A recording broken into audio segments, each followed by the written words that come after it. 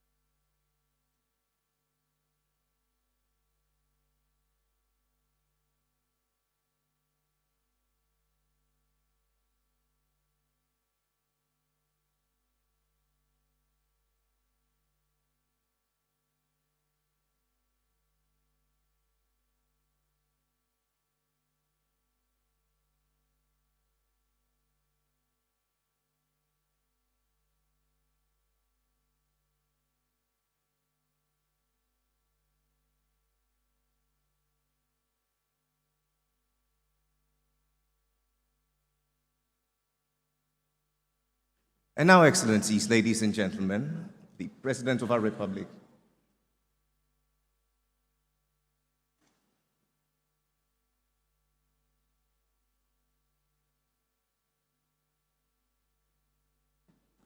Make welcome the President of our Republic, Nana Addo Dankwa Akufo-Addo.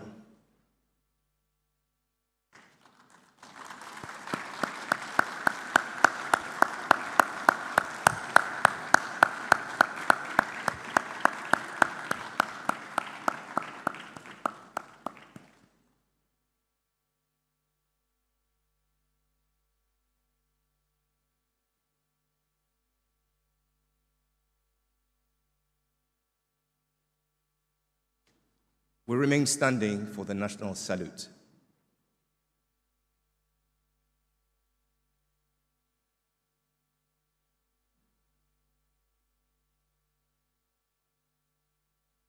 The national anthem.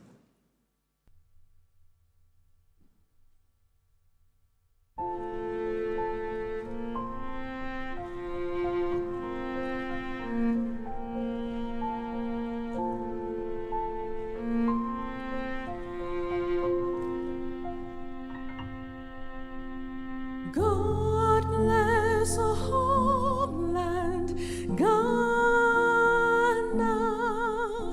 and make our nation great and strong, bold to defend forever the cause of freedom and of right. Fill our heart with true humility, make us cherish fearless honesty, and help us to resist oppressors' rule with all our will and might forevermore, and help us to resist oppressors' rule with all our will and might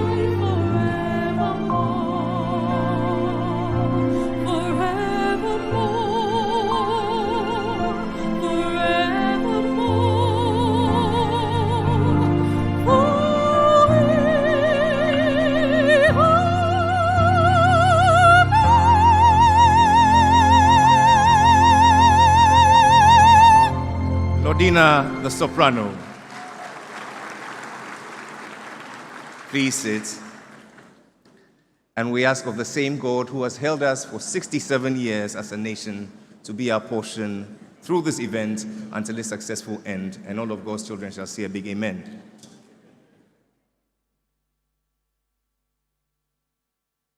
If your voice is yours, let me hear you shout innovation, investment, impact. And such is the language we're going to be speaking for the next 3 days as we deploy these three to unleash the digital and fintech potential of our great continent, Africa. Put your hands together as we welcome you to the 3I Africa Summit.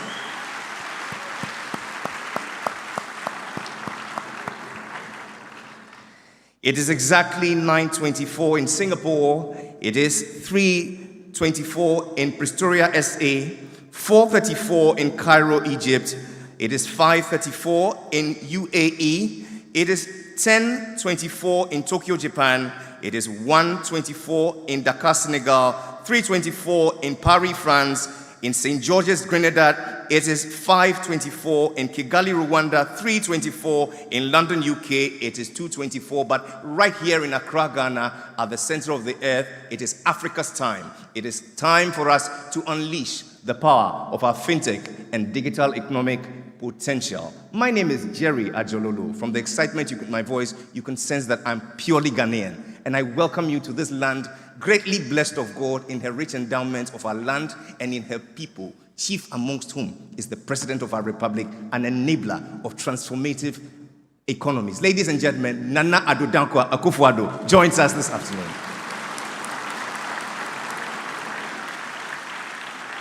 He's joined by his brother who has come all the way from Grenada. Make welcome the Prime Minister of Grenada, His Excellency Dixon Amis Thomas Michel.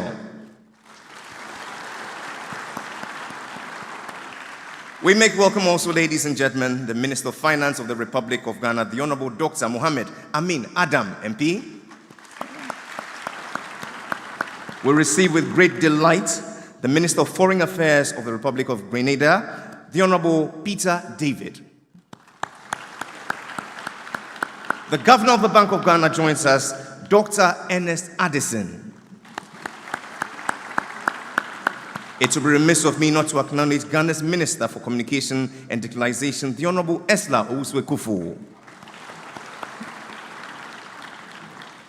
I proceed to acknowledge with us a former Managing Director of the Monetary Authority of Singapore and now Singapore's first Ambassador for Climate Change Action and Senior Advisor to the National Climate Change Secretariat, Mr. Ravi Menon. Make welcome, ladies and gentlemen, the Chief FinTech Officer of Elevandi, Mr. Sopnendu Mohanty. Monetary Authority of Singapore, I beg your pardon. The CEO of the GIPC, Ghana Investment Promotion Center, Mr. Yofi Grant, also joins us. The Board Chair of the Development Bank Ghana, Dr. Yao Ansu, also joins us. The CEO of the Development Bank Ghana, Mr. Kwame Naduka, also joins us. Together with the Deputy Governors of the Bank of Ghana, Dr. Maxwell Opoku-Afare and Mrs. Elsie Ado-Awaji. Please make them welcome with a round of applause. Let me go on to acknowledge Excellencies, heads of diplomatic missions, directors and officials of central banks, captains of industry, distinguished speakers, delegates, members of the press, ladies and gentlemen. We ask that you accept the warm and generous recognition of this summit. Today, we're met here by broad stakeholders, and our agenda is simple: to unlock the great potential of our fintech and digital economic power. Welcoming us to Ghana formally is the Governor of the Bank of Ghana. Ladies and gentlemen, make welcome Dr. Ernest Kwamina Yedu Addison.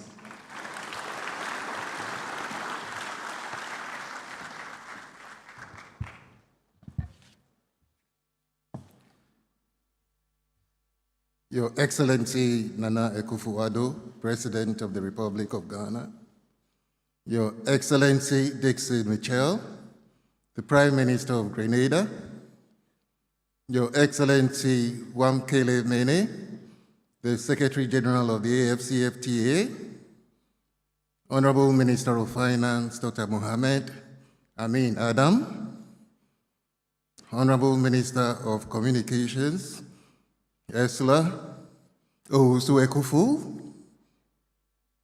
Honorable Ministers of State, Central Bank Governors, Central Bank Deputy Governors, members of the Board of the Bank of Ghana, members of the Board and Chief Executive Officer of the Development Bank Ghana, representatives of Elevandi, Chief Executive Officers of banks and other financial institutions, Chief Executive Officers and founders of telcos, fintechs, and technology chambers, distinguished invited guests and participants, ladies and gentlemen. Good afternoon and akwaba to Ghana. It is my greatest pleasure to welcome you all to the inaugural ceremony of the 3i Africa Summit here in Accra. Before starting, let me acknowledge the major stakeholders, namely Development Bank Ghana, in partnership with the Monetary Authority of Singapore through its subsidiary, Elevandi, organizers of the globally acclaimed Singapore FinTech Festival, who have supported the Bank of Ghana in organizing this event. The theme for this summit, Unleashing the FinTech and Digital Economic Potential of Africa, captures the vision of Africa in a digital world and the essence of our collective endeavors for the next 3 days. This forum presents a unique opportunity for private and public sector stakeholders to explore, discuss, and interrogate technological advances, fintech innovations, and financial sector policies to revamp the digital financial services industry in support of Africa's socio-economic transformation. Distinguished guests, the rapid evolution of technology has impacted all facets of life globally. For the financial sector, actualization of novel technologies in the payment ecosystem has revolutionized business transactions, reshaped customer behavior, and redefined the nature of commerce. Presently, we stand on the precipice of a global digital era, especially with artificial intelligence, and there is now a sense of urgency for Africa to accelerate the digitalization agenda through the 3 I's of innovation, investment, and impactful policies to boost economic growth and development. As Africans, we have an advantage in the digitization race based on the bulging and tech-savvy youthful population, the high mobile phone penetration, the consistent expansion of mobile network access, coupled with the rising homegrown fintech solutions. These factors have provided fertile grounds to accelerate the digitalization agenda across the continent. While these are commendable, it is important to note that despite that the lack of requisite investments in African fintechs could slow the pace of innovation and scalability of solutions in achieving the desired impact of a digitized Africa. The general lack of investor visibility is a major challenge for most local fintechs. Without sufficient capital, brilliant ideas, and the prototypes of fintech startup solutions with the potential to address the diverse financial service needs fail to progress to production. The regulatory aspect is another major reason not to ignore the issue of deficient funding in the fintech space. Fintech should have the ability to navigate regulatory requirements and meet compliance standards, which we all agree are non-negotiables, especially in Africa's financial industry. Hence, the need to address the information gap between investors and fintech startups to stimulate the payment ecosystem. Against this background, the goal of the 3i Africa Summit is simple, yet audacious, and that is to share the African fintech narrative, discuss the opportunities and challenges on how to employ digital technology, as well as enhance collaboration among policymakers, investors, and innovators to advance the economic prosperity of the African continent and its partners. We all acknowledge that the last 2 decades has been eventful for Africa's financial service industry. High mobile phone penetration, coupled with a pool of local technology talents, has resulted in various fintech solutions that have expanded access to financial services to the unbanked and the underserved. Mobile money, a game-changer product that is central to most digital payment innovations in African countries, is enabling e-commerce and serving as an affordable solution for merchant acceptance of digital payments. Micro, small, and medium-sized enterprises now have online presence, which has enabled them to expand their market reach outside the localities of operations. These developments, emerging from a thriving fintech sector, are based on the conducive environment created by the widespread regulatory reforms and the modernization of payment system infrastructure, including mobile money interoperability.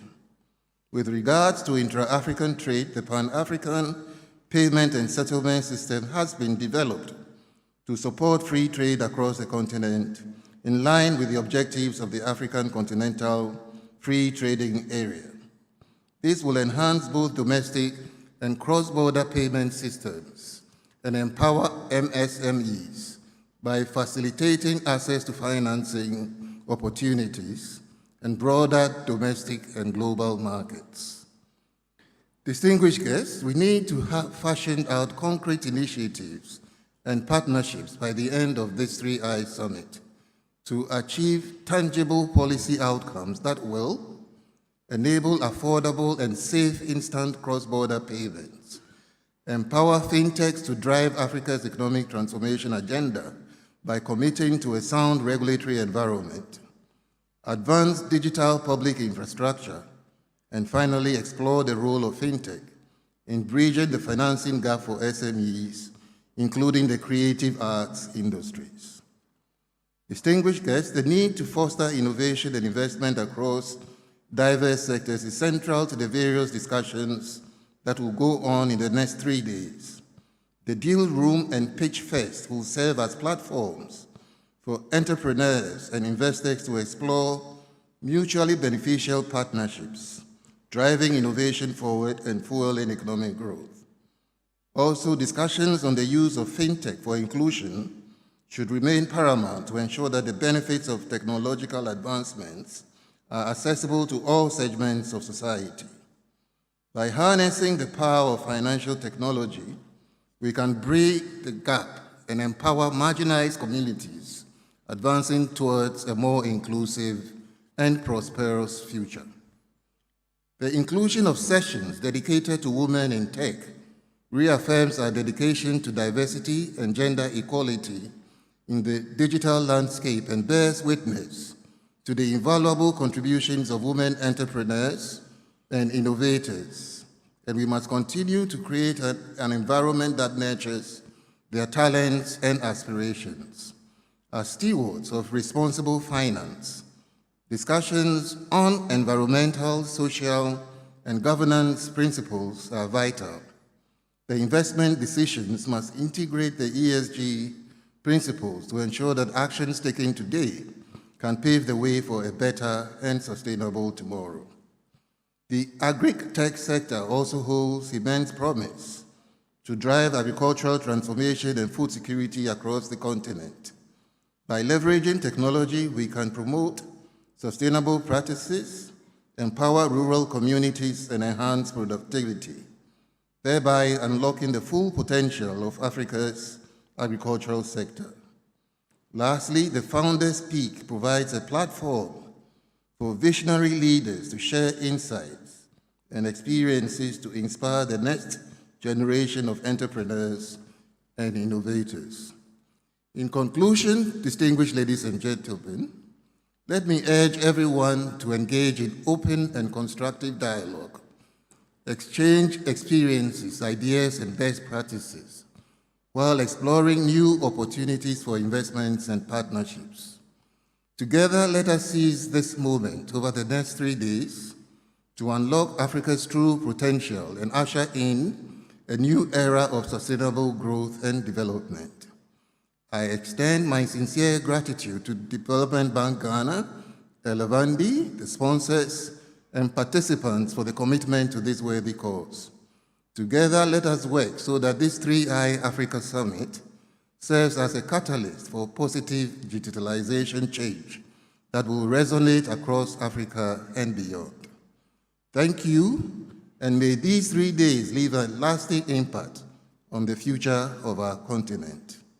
I also urge you all to take some time off to sample the many delights Ghana has to offer outside these conference facilities. Thank you very much.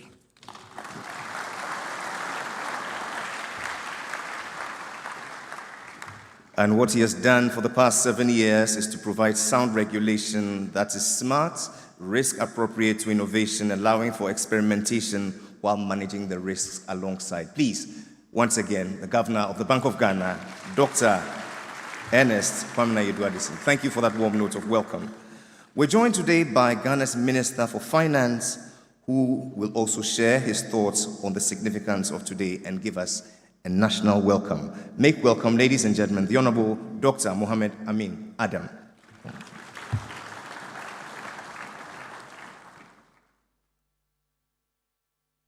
Very much. His Excellency Nana Addo Dankwa Akufo-Addo, President of the Republic of Ghana, His Excellency Dixon Thomas Michel, Prime Minister of Grenada, Honorable Ministers of State, Governor of the Bank of Ghana, Secretary General, AfCFTA Secretariat, Captains of Industry, esteemed delegates of the 3i Africa Summit, distinguished ladies and gentlemen. I am delighted to be here this afternoon and honored to address you on a subject of utmost importance, the intersection of finance, technology, and innovation on the African continent. It has become increasingly evident that Africa stands at a pivotal juncture in its trajectory, with the fintech sector poised to exert a profound influence on economic growth and societal advancement. With a significant portion of our continent's population grappling with limited access to formal financial services, fintech emerges as a beacon of hope, offering unprecedented opportunities to bolster financial inclusion and empower more individuals to participate meaningfully in the formal economy. The landscape of fintech innovations is vast and multifaceted, encompassing many solutions ranging from mobile payment platforms and digital lending services to blockchain-enabled remittance networks and AI-driven credit assessment algorithms. These innovations are reshaping the financial terrain whilst also driving efficiency, mitigating cost, and unlocking latent sources of value to enhance productivity across diverse sectors of the economy. Your Excellencies, realizing the full potential of fintech in effecting substantive change necessitates concerted efforts and strategic alliances among various stakeholders, including governments, regulatory bodies, financial institutions, technology firms, and civil society organizations. We must also transcend national boundaries and forge strategic partnerships spanning sectors, industries, and jurisdictions to make meaningful progress. Around that objective, the 3i Africa Summit is an essential conduit for promoting industry best practices, facilitating knowledge exchange, fostering talent mobility, and facilitating resource sharing. Undoubtedly, for Africa to realize our development ambitions, we must all coalesce around an African agenda that delivers capital by leveraging public-private partnerships, venture capital, impact investing, and donor funding. An agenda that delivers investments in digital infrastructure, extended mobile network coverage, and established broadband networks for widespread fintech adoption and financial inclusion in underserved areas. And an agenda that delivers regional fintech hubs and innovation clusters to bridge the digital divide and ensure equal opportunities for everyone to use technology.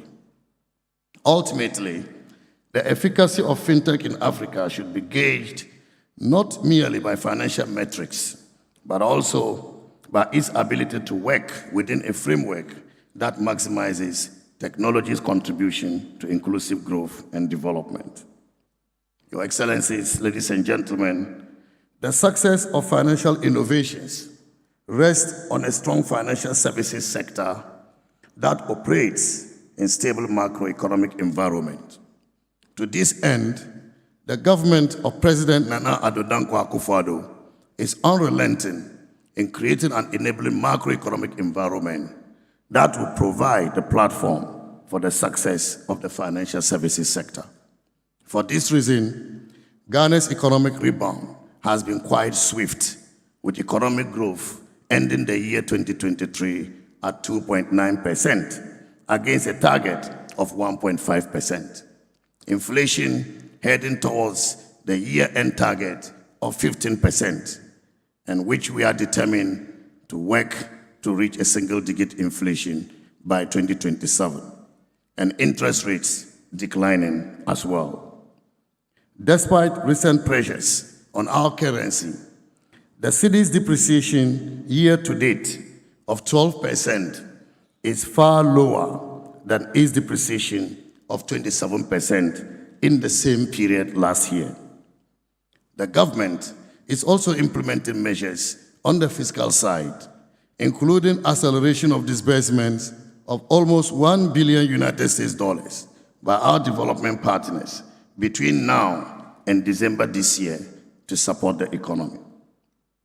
As we convene at the 3i Africa Summit here in Ghana, it is incumbent on us to acknowledge the remarkable strides that Ghana has made in nurturing a vibrant fintech ecosystem. Ghana's fintech sector boasts of a diverse array of startups, accelerators, and regulatory initiatives, solidifying our position as a frontrunner in fintech innovation across the continent. I therefore wish to commend the Bank of Ghana for being proactive in establishing a regulatory framework conducive to fintech innovation, exemplified by initiatives such as the Payment Systems and Services Act, Act 987, and establishing a Fintech and Innovation Office. These efforts affirm our commitment to fostering innovation while safeguarding consumer interest and preserving financial stability.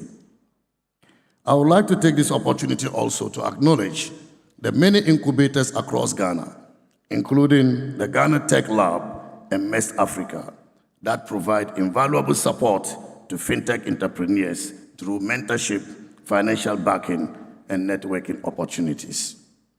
Your Excellencies, this brings me to the importance of SMEs in propelling growth and job creation and the key challenge they face. Low financing to SMEs continues to be a critical barrier to the acceleration of growth and development on our continent. In Ghana, SMEs constitute 92% of manufacturing, 70% of growth, and provide 80% of jobs. There is therefore every basis why SMEs should be supported, particularly in creating access to capital and providing skills for them to work with. Our focus going forward is therefore to generate growth within our borders by increasing access to capital. This cannot be achieved without a strong fintech infrastructure, an important requirement to address the efficiency of delivering capital to SMEs and reducing the risk of recovery of funds by financial institutions. The Ministry of Finance is finalizing an SME financing strategy which has components such as direct lending to SMEs, providing guarantees to financial institutions, reducing the cost of borrowing, and supporting skills and innovation in the SME ecospace through fintechs. Ladies and gentlemen, in my capacity as Finance Minister of Ghana, I am steadfastly committed to harnessing the potential of our nation's fintech landscape to drive sustained economic growth and progress. By leveraging the collective knowledge, innovation, and dynamism of our fintech sector, we can unlock new opportunities, generate employment, and accelerate progress towards our overarching development goals. To that end, I humbly ask that we unite and seize every opportunity to harness the transformative power of fintech and build a more inclusive, prosperous, and resilient Africa for generations to come. Ladies and gentlemen, thank you for the opportunity. May God bless our country, Ghana. We're extremely grateful to you, the Honorable Dr. Mohamed Amin Adam, Minister for Finance of the Republic of Ghana, speaking so clearly on bringing together Africa's digital and fintech and digital economic potential by accelerating innovation, investment, and impact. You talk about the agenda that creates equal opportunities for all, which reminds me of this thought that was shared in 2023 at the Singapore FinTech Festival, which says, and I quote, "Everything we do in fintech must have a larger purpose. Everything we do in fintech must certainly have a wider reaching effect. Yes, there is money to be made, costs to be cut, opportunities to be seized, but fintech is more importantly about solving real-world problems, improving lives, promoting a more inclusive society, and securing a sustainable planet for all. I know these thoughts all too well because they were shared by a man who was Managing Director of the Monetary Authority of Singapore and today returns to us as Singapore's first ambassador for climate change action and senior advisor of the National Climate Change Secretariat.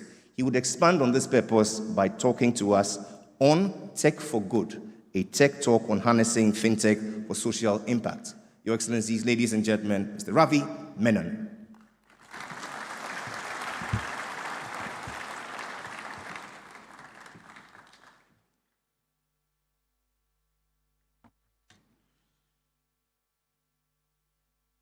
Your Excellency, the President of Ghana, Excellency, the Prime Minister of Grenada, ministers, central bank governors, distinguished guests, ladies and gentlemen, very good afternoon, and all protocols observed. I'm delighted to be here at Accra for the 3i Africa Summit 2024. It is fitting that we are holding this summit in Ghana, the first country in Africa where the entire population is able to access and receive payments through their mobile phones. Africa is at the cusp of a fintech revolution that will transform the lives of hundreds of millions of people. It was Africa which pioneered the use of mobile money with a hugely successful M-Pesa. According to the World Bank, Africa leads the world with the largest number of mobile money accounts. A mobile money account allows anyone with a cell phone to transfer, store, and request money directly from their device without a traditional bank account. This is a powerful demonstration of financial inclusion. The key enablers for leveraging digital technologies are in place. 4 out of 5 persons in Africa uses a mobile phone. Nearly 1 out of 2 has access to the internet. Governments in Africa are prioritizing digitalization and financial inclusion through regulatory sandboxes and innovation offices. According to a BCG report, Africa is likely to be the fastest growing fintech market in the world between 2023 and 2030. And fintech revenues are expected to rise by 13 times, 13 times, compared to the global average of 6 times. So the potential is huge, and the enablers are in place. But it is not a given that Africa's fintech revolution is predestined. Africa still has considerable challenges to overcome on its fintech journey, and we need to be realistic about them so that we can address them. First, more than 40% of people in sub-Saharan Africa do not possess a legal proof of identity or a digital ID. Women and ethnic minorities bear the brunt of this digital exclusion. Second, cross-border payment transactions within Africa are still quite expensive, as they are routed through overseas banks and involve currency swapping. Third, much of the population still remains unbanked or underbanked. Only 35% of the population in sub-Saharan Africa has access to banking services. But Africa is not sitting still. Efforts are underway to tackle each of these problems. 1, digital identities as a key enabler for online transactions. 2, payments connectivity for seamless cross-border payments. Tokenization and artificial intelligence to enhance financial inclusion. Let me elaborate on each of these 3. Digital IDs, now they are a crucial public good to enable financial inclusion. Efforts are underway at the country, regional, and Pan-African levels. So several countries in Africa are implementing digital IDs. Ghana has begun to issue digital IDs to all newborn children. Nigeria has launched the National Digital Ecosystem to integrate the national identification number with digital services. Benin is offering 300 government services based on authentication of citizen identities through digital IDs. At the regional level, the Common Market for Eastern and Southern Africa, COMESA, the East African Community, EAC, and the Southern African Development Community, SADC, have been working on regional digital IDs. Now, building on these initiatives, the African Union has plans for an interoperable Pan-African digital ID. And this will be a stepping stone to building the single digital market in Africa, which is a bold vision of a unified digital ecosystem that provides individuals and businesses across the continent with seamless access to digital services. Now, a Pan-African digital ID is a powerful enabler for a digital economy. What will it do? It will allow individuals to verify their legal identity both online and offline, and gain access to public and private services more easily. Second, it will protect digital privacy, as people and businesses will be able to verify their credentials without disclosing their personal data. And it will accelerate the integration of Africa with the global digital economy and the fintech ecosystem. So that's digital ID. Next, payments connectivity. This is the other thing that needs to be achieved. The Pan-African Payment and Settlement System, PAPS, PAPSS, is an interesting innovation. It is introduced by the African Export-Import Bank and Africa's Continental Free Trade Area, AfCFTA, in January 2022. One of its key features is to facilitate instant cross-border payments that are directly convertible in local currencies. In other words, it eliminates the need for intermediary currency conversions to the dollar, the euro, or pound sterling.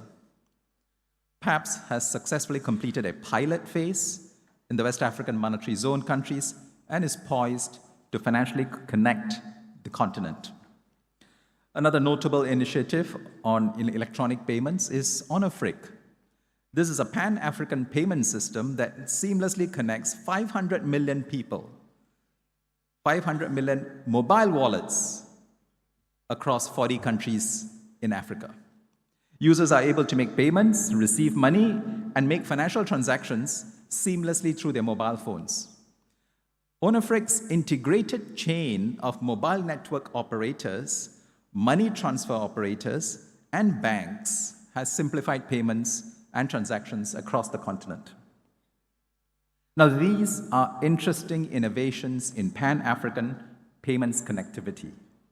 Now, the key task ahead, I think, is to integrate these innovations with existing national payment rails for seamless multilateral payments connectivity across Africa. And here the role of central banks is critical. They must ensure effective governance and interoperability while leveraging of existing innovations like mobile money and PAPS. Third, tokenized assets and digital money to drive financial inclusion. Distributed ledgers and tokenization are being used to create a more efficient global financial architecture for seamless financial transactions across the world. Now, digital assets ride on the technological innovation of tokenization, namely the use of software programs to represent the ownership rights over any item of value as a digital token. It allows high-value financial and real economy assets to be fractionalized and exchanged over interoperable platforms like the internet on a peer-to-peer basis without intermediaries. It also enables the simultaneous exchange of two assets in real time. Tokenization has relevance to Africa. It offers a means to convert illiquid physical assets like land, minerals, and agricultural produce into digital tokens to enable fractional ownership of these resources. It can also help expand financing small and medium enterprises with funds raised from investors who can get tokenized assets. Now, these assets can then in turn be traded on emerging digital asset exchanges. Now, there are interesting and inspiring examples of tokenization in Africa, which have enhanced financial inclusion. Let me just cite a couple of them that I came across. In Kenya, African Digital Assets, a real estate developer, is tokenizing a shopping mall in Nairobi, giving smaller investors access to this asset through fractional ownership. In South Africa, Standard Bank Group, an infrastructure development firm, intends to finance renewable energy project through tokenization. Digital money enables the payment, clearing, and settlement of these digital or tokenized assets. And they can do this simultaneously on the same platform. The three viable forms of digital money in terms of stability of value and security of redemption are central bank digital currencies, CBDCs, 2, tokenized bank liabilities, or 3, well-regulated stablecoins. CBDC-based transactions can be used on simple feature phones, thereby helping to accelerate financial inclusion for the unbanked and underbanked. And governments can use CBDCs to distribute welfare payments directly to beneficiaries without en route leakage. Not surprisingly, in Africa, most of the traction in digital money has been in the CBDC space. Nigeria was the second country in the world to roll out a CBDC called e-Naira in October 2021. The South African Central Bank, Reserve Bank, has piloted a wholesale CBDC for interbank transfers between financial institutions. South Africa is also part of a cross-border CBDC pilot project, including the central banks of Australia, Malaysia, and Singapore. And the Bank of Ghana is currently testing a general purpose or retail CBDC. Finally, artificial intelligence. AI is fast emerging as a game changer and disruptor in global fintech. Major jurisdictions across the world are establishing principles and guidelines for the responsible and safe use of AI. In Africa, AI can potentially help fintech players, and many of them are harnessing AI. Let me give a few examples. Zande Africa, this is a fintech company in South Africa, is using AI algorithms to analyze the transaction history and business performance of small and medium enterprises so that they can assess the creditworthiness for making microloans. M-Kopa, which operates across Kenya, Nigeria, and Uganda, is using AI to process over 500 payments per minute. Nokwari in Ghana uses speech recognition AI to help persons who cannot see or read to use banking apps and financial services through spoken commands. And Mipangol in Tanzania helps users manage their personal finances through AI-enabled financial advice. I could go on, there are many examples. Now, many of the key components for a fintech ecosystem are therefore falling into place in Africa. Mentioned payments connectivity, tokenization, artificial intelligence, digital identities. Now, how can Africa build on these to systematically accelerate the fintech transformation and integrate with the global fintech ecosystem? The time is perhaps right for Africa to create a next generation foundational digital public infrastructure architecture, which is consent-based and pan-African in scope. Now, this architecture should rest on 3 pillars, which are key for the ecosystem. 1, a trusted identity infrastructure. 2, interoperable payment system. And 3, verified individual and business data exchanges. Now, this pan-African digital public infrastructure could leverage a range of next-generation components. I think there are 3 enablers for a successful rollout of such a public infrastructure. 1, a unifying policy framework across the continent, within which countries can develop their customized policies while maintaining interoperability. And this is the key balance to strike, to maintain domestic flexibility and customization while ensuring you're interoperable.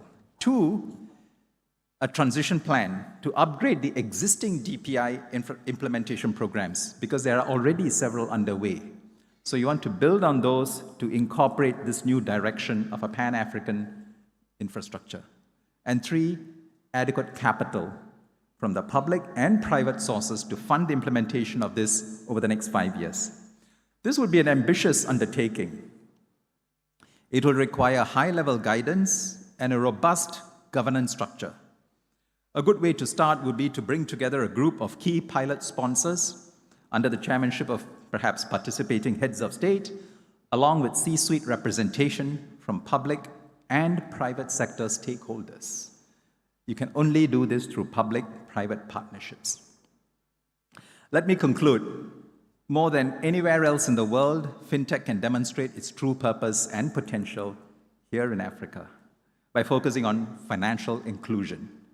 There is great scope for collaboration between traditional financial institutions and private fintech companies to bridge financial and digital divides. And platforms like the 3i Africa Summit create the opportunity to realize Africa's fintech potential. I wish you a fruitful discussions that lead to meaningful improvements in the lives of the people of this continent. Thank you very much.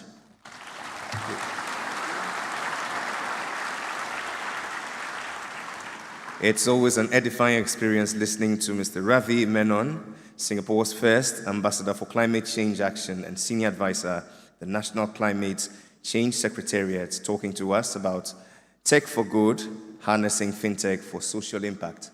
It is abundantly clear, ladies and gentlemen, that as it stands, Africa's digital and fintech sectors present unmatched opportunities for innovation, inclusion, and sustainable economic growth by adopting advanced technologies and innovative financial solutions to bridge the digital divide, improve access to financial services, and foster an environment where entrepreneurs and businesses thrive. The question we ask right now is, what is that roadmap to driving digitalization and intra-Africa trade? The answers lie with the newly re-elected Secretary General of the AfCFTA. Make welcome His Excellency Wamkele Mene.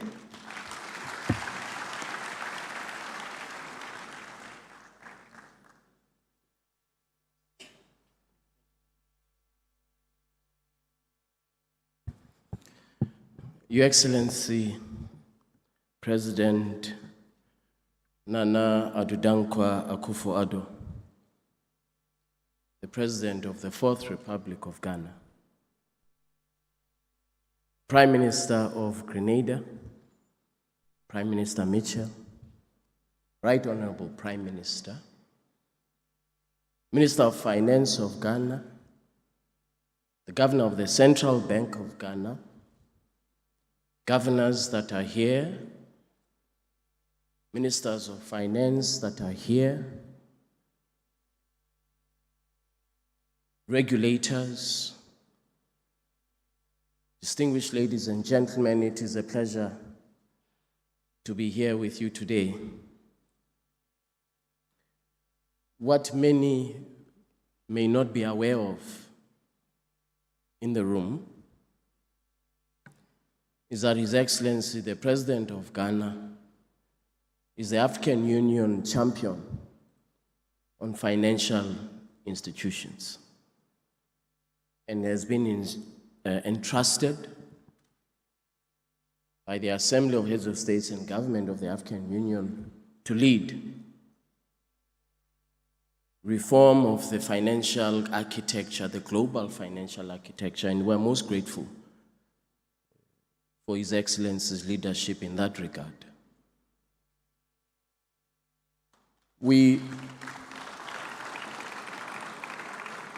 were established here in 2020. August 2020 is when the African Continental Free Trade Area was established here with a very simple mandate. How do we advance and improve on intra-Africa trade? In May 1963, Jomo Kenyatta, Augustino Neto, Patrice Lumumba, and many others, in the founding of the Organization of African Unity, the treaty obligations that they entrusted upon themselves, the objective, treaty objective, amongst others, of course, was political, to defeat the colonialists. And as I argued this morning, with the defeat of apartheid in South Africa, that particular objective was achieved. I do believe that the integration of Africa is what continued to evade us, because there was not a single platform. There was not a single platform for Africa to trade more with herself than with the rest of the world. So the colonial economic model, the patterns that continue to prevail of global trade, is precisely what Ghana set out to dismantle today. So when we were established here, it was consistent with the vision of our founding mothers and fathers when we came here in 2020 to dismantle the colonial economic model.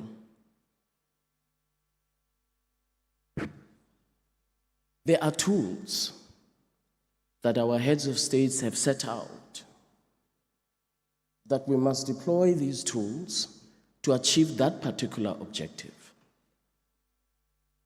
The African Continental Free Trade Area is chief amongst those tools.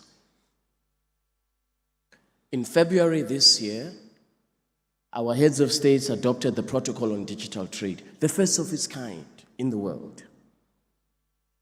The very first of its kind in the world. I was there in Hong Kong in 2004, the Hong Kong WTO Ministerial Conference. We attempted. We couldn't get consensus to have a digital protocol. Today we have a digital trade protocol to advance Africa's technological digital economy to include the millions and millions and millions of young Africans who are at the cutting edge of digital innovation. The Protocol on Digital Trade encompasses a number of provisions that I believe have the potential to significantly catapult our continent into global competitiveness in the digital economy. The heads of states have said, we want data to move across the continent freely. We want to prohibit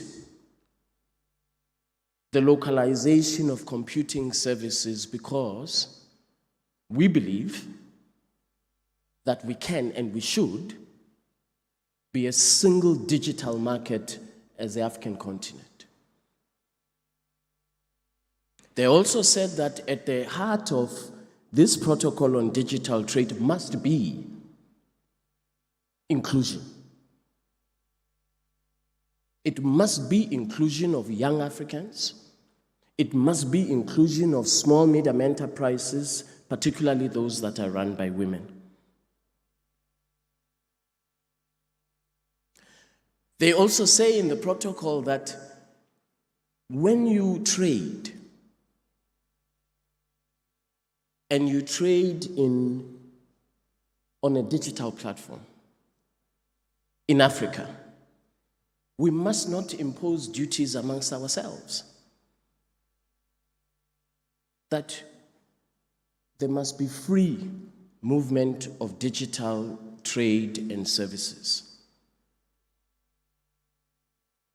Finally, they also say, our heads of states, that payments, digitally enabled payments, is critical, which is why with my senior brother, Professor Orama, we have implemented and we launched it here in Accra, the Pan-African Payment and Settlement System. And it was not a mistake to launch it here in Accra. The reason we said we want to launch the Pan-African Payment and Settlement System in Ghana, Accra, is because we are fully conscious of May 1963, when our founding mothers and fathers said, not only are we occupied with pushing back the colonialists, but also we want to establish a Pan-African Payment Union. 1963. And today, we have a digital payments platform that enables me to trade with my counterparty in Kenya. I pay in Ghanaian cedi. My counterparty receives a Kenyan shilling without relying on a third currency. The point I seek to establish today is this, that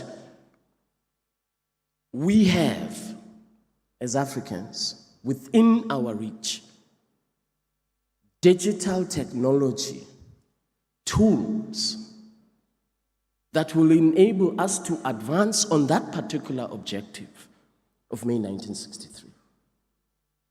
So the conference today, in my opinion, is not actually just about technology, innovation, investment. In my view,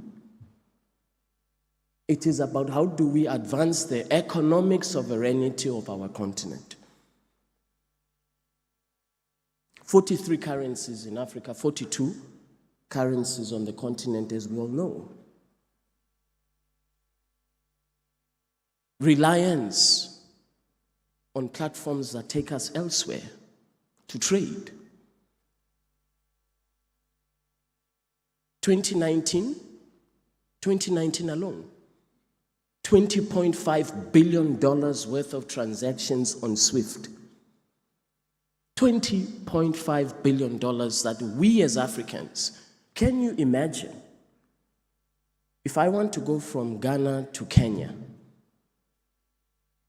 I must start in London or New York. It's the same with payments. If you want to pay your counterparty in Kenya, you use a correspondent bank in New York or London. So this question of the payment sovereignty of our continent, in my opinion, my very humble opinion, is particularly instructive to us in relation to that particular vision of Kwame Nkrumah, Augustino Neto, Samora Machel, and many others who were there on that day in Addis Ababa. So what is incumbent upon us is, how do we take this particular struggle forward? How do we make sure that this struggle, as we stand on their shoulders, how do we take this struggle forward? There are some in various parts of the continent, I will relate, South Africa will stand up and say and shout slogans that we're economic freedom fighters and all of that. A slogan is not going to deliver that vision. Digital innovation, enabling the competitiveness of our continent, inclusion in terms of financial bankability of small, medium enterprises, of young people.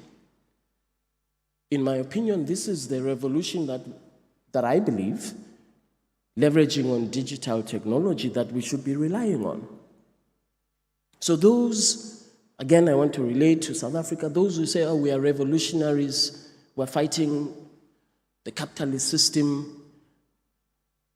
Yes, but innovation, digital innovation, technology, leveraging on it to advance the objectives of May 1963. In my view, the connection could not be clearer.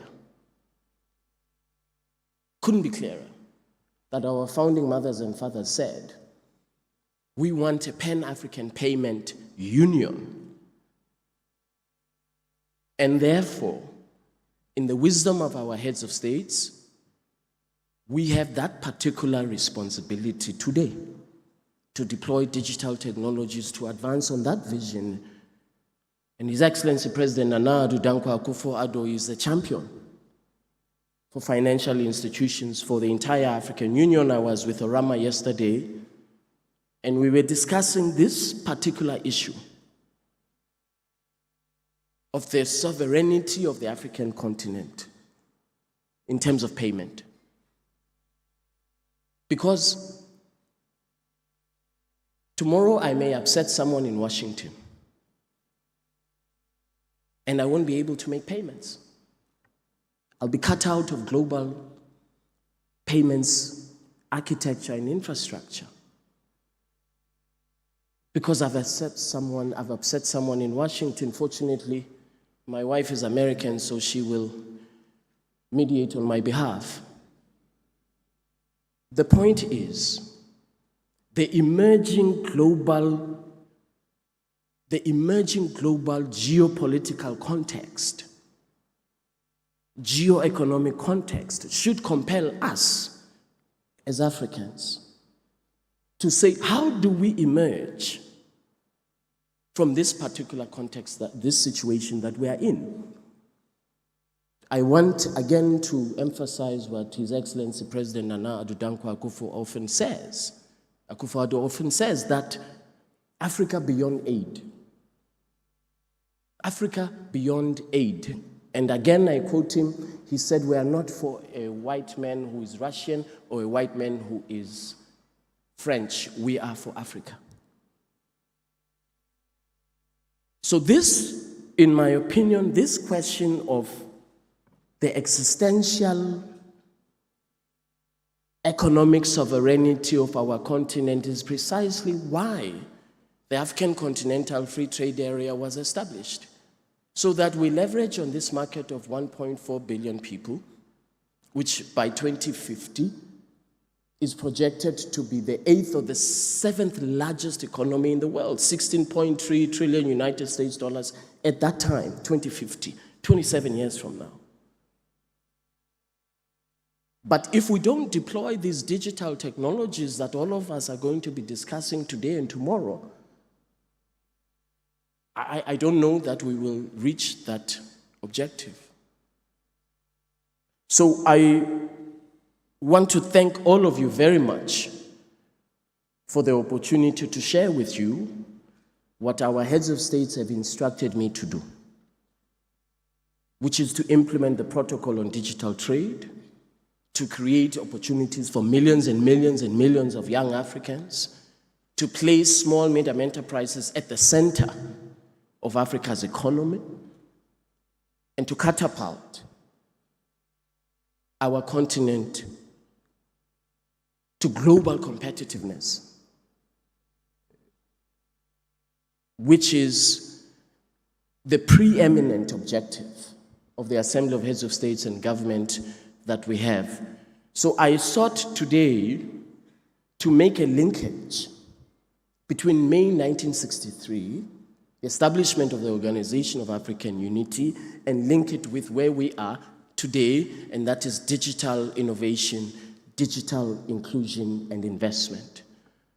Perhaps I have not succeeded, but I invite all of us to make that particular political linkage with digitization and digital economy in Africa. I want to thank you very much for your attention. Thank you.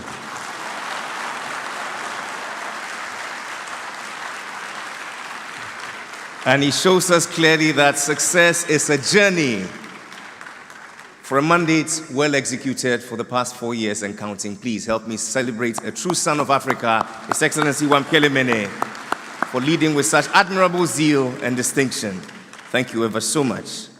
In a nutshell, all he's trying to say is that others have labored and we share their glory, ours to do exploits and add to their gain. Only Santa Clausians will understand this. Any Adisado boys in the house? And so when the Osagefo said that the independence of Ghana is meaningless until it's linked up with the total liberation of the continent, he was not talking about the traditional continent. He was talking about the new Africa, the global Africa, which stretches from Mauritius all the way to Barbados. Today, we're joined by a global African, our own brother, who returns to share in the joy of this great pursuit. Would you please make welcome the Prime Minister of Grenada, His Excellency Dickon Mitchell.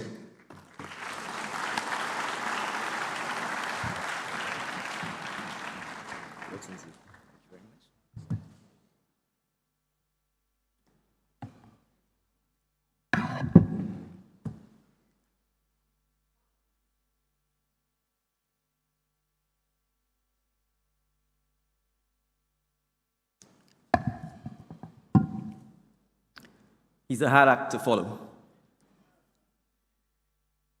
Your Excellency, President Akufo-Addo, Honorable Ministers of State, Mr. Wamkele Mene, Secretary General, Dr. Ernest Addison, Governor of the Central Bank of Ghana, Mr. Duque, Chief Executive Officer of the Development Bank, Ghana, Governors of Central Bank who are here, members of the Diplomatic Corps, distinguished delegates, ladies and gentlemen, good afternoon. I'm from a tiny island in the Caribbean called Grenada, not Grenada. You may end up in Nicaragua or you may end up in Spain if you said Grenada. And so why am I here? I'm here because the Caribbean is Africa's diaspora.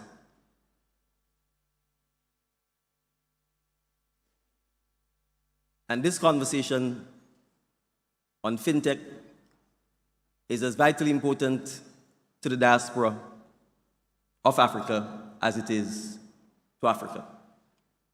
Mr. President, it was an absolute honor to host you in Grenada on the 7th of February, 2024, when you celebrated with us Grenada's 50th anniversary of independence from British colonial rule.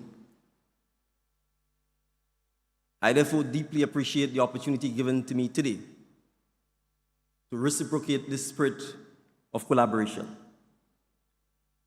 This 3I 2024 summit stands as a testament to the strong bonds between our nations and the shared commitment to fostering impact, innovation, investment, and I will add a fourth I, inclusivity.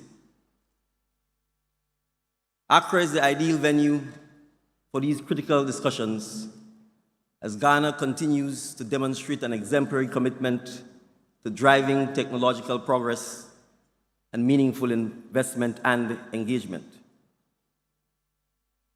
We are here today to forge partnerships, to elevate each other, and to lay the groundwork for a more prosperous, inclusive, and technologically empowered future for the next generation. The tiny island of Grenada stands with Ghana in recognizing the vital importance of this summit's themes: innovation, investment, and impact. These principles are fundamental pillars upon which we must build our future. In a rapidly evolving fintech landscape, this summit is a crucial opportunity to harness our shared knowledge and purpose to drive meaningful change. We recognize that the convergence of innovation, investment, and impact presents a unique opportunity to reshape our economies and our societies. And the Secretary General could not have been clearer in his exposition of that reality.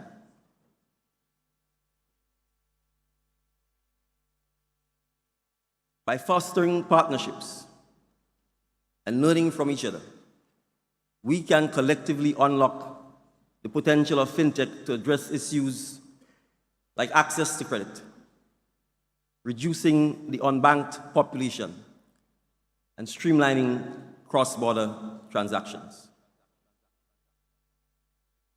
The challenge of our unbanked population in Africa and the diaspora stems not only from the colonial patterns of banking and financing, but even from modern-day dictated policies from countries in the West. In the Caribbean, for example, many of our citizens are unbanked because it is actually impossible to open a bank account. Whether it's anti-money laundering policies that are imposed on you, anti-terrorist financing policies that are imposed on you, and a host of other regulations that are dictated to you. If you're a fisherman, for example, and you live at home with your parents, if you can't demonstrate that you have a utility bill in your name, you are not allowed to open a bank account. If you can't show a proof of address by showing that you actually own the house that you live in, you're unable to open a bank account. Fintech and mobile money gives the millions of our citizens, both in Africa and in the diaspora, the unique opportunity to become banked and to become part of the economic and financial landscape that hitherto has either prevented or escaped them from entering. So the conversation about fintech is not a conversation merely about technology.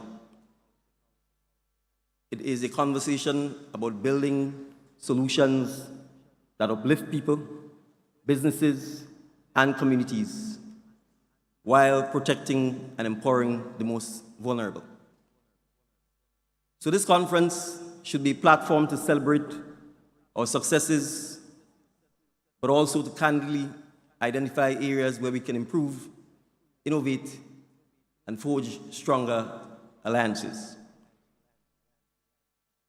So in this landscape, we must recognize that our goals can only be achieved through collaboration across borders. Hence the reason for my presence here today. By forging partnerships across borders, here on the continent and beyond, we can tackle challenges like regulatory alignment, digital literacy, and cybersecurity. These are not isolated issues, but are global ones that require unified solutions.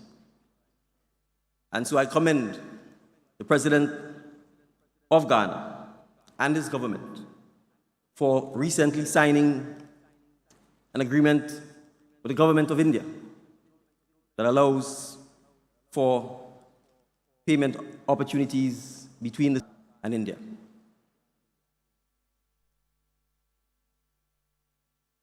Governors of central banks, you have a critical role in shaping the future of fintech. As gatekeepers of the regulatory landscape, I challenge you to ensure that the regulatory framework are creative, that they promote responsible innovation, and ensure financial inclusivity and growth. Work with the entrepreneurs to strike a balance that protects against risks without stifling the entrepreneurial spirit that drives fintech. Let's build the mechanisms that will empower citizens, simplify cross-border transactions, and facilitate transparent and efficient financial markets. While regulators play a crucial role in creating an enabling environment, beyond doubt, it is the private sector's contribution that will continue to drive the fintech revolution. So to the esteemed investors who are here with us today, your commitment and your vision are key to unlocking the full potential for fintech. Your support fuels the innovation that will transform industries, that will empower entrepreneurs, and that will open new markets. I therefore urge you to see the opportunities that lie in Africa, Africa's diaspora, and other emerging regions of the world, not just as investment destinations, but as opportunities for partnership in sustainable growth. By supporting fintech startups and initiatives that prioritize inclusion, digital literacy, cross-border collaboration, you can help create and shape an ecosystem where innovation thrives and that brings lasting impact to our citizens. Your strategic investments can empower small businesses, enhance access to finance, and accelerate growth towards the Sustainable Development Goals. I therefore encourage you to be bold in identifying and nurturing talent, ideas, technologies that will shape the future of finance. Regulators, entrepreneurs, governments, our citizens, together we can create a world where innovation is not only profitable, but purposeful, delivering returns that resonate far beyond mere financial gains.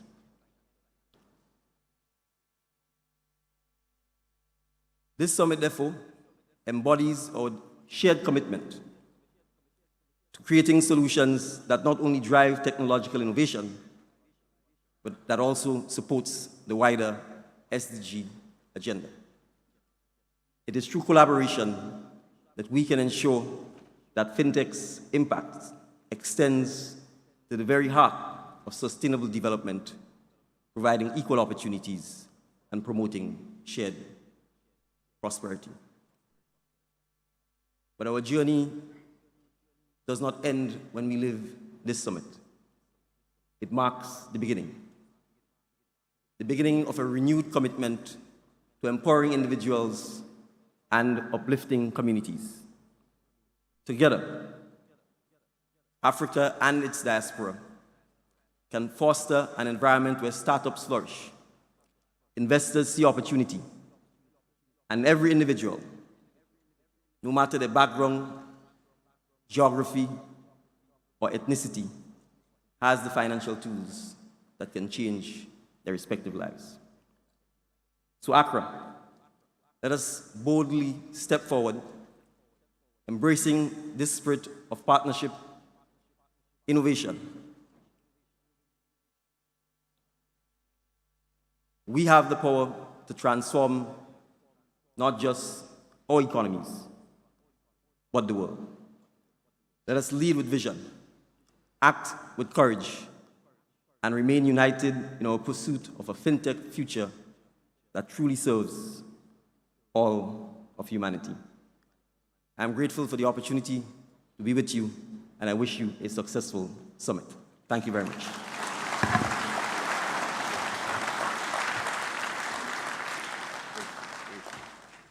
One more time, Ghana, Africa, welcome your very own. We're grateful to you, Your Excellency Dickon Mitchell, Prime Minister of Grenada, and yours has been a bunch of punchlines in that very inspiring address. My particular take-home is the fact that we should strive to make innovation both profitable and purposeful. This afternoon, I just want to ask, innovation, investment, impact. If there was a human being, or if there were a human being who embodies all of this, who would it be?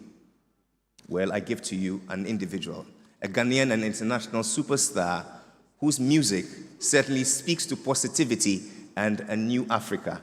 She comes with a belief in Africa's people, promise, and prosperity. Africa, I give to you, Wiala.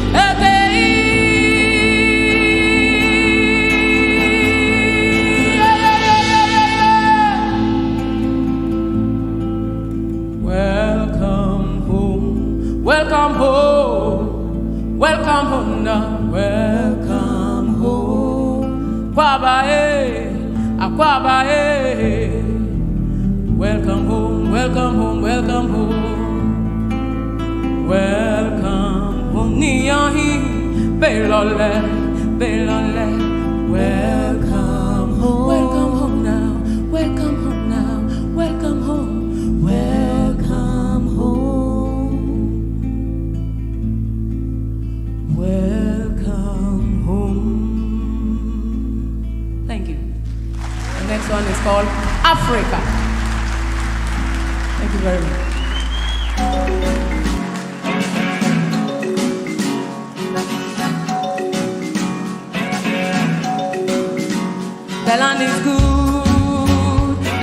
man. Gold we have, diamonds demand. Yet we fight, we cover it all in blood. Tell me why we wallow in the mud.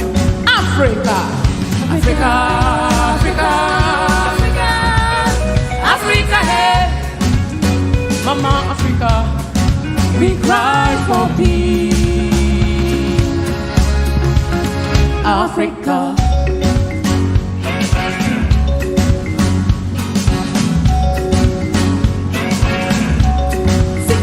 The land is good, the land is fine. Gold we have, diamonds demand. Yet we fight, we cover it all in blood. Tell me why we wallow in the mud. Africa, Africa, Africa, hey, Mama Africa, we cry for peace. Africa,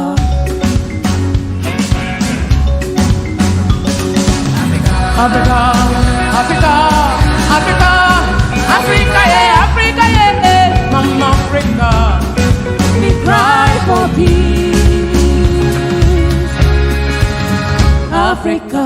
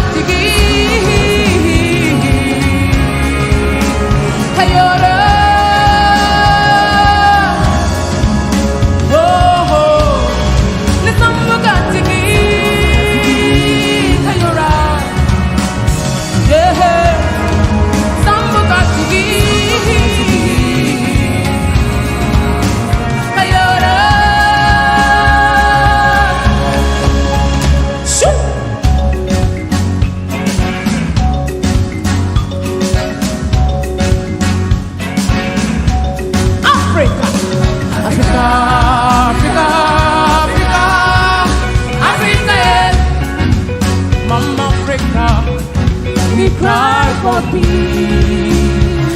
Africa, Africa, Africa, Africa, Africa, hey, Mama Africa, we cry for peace.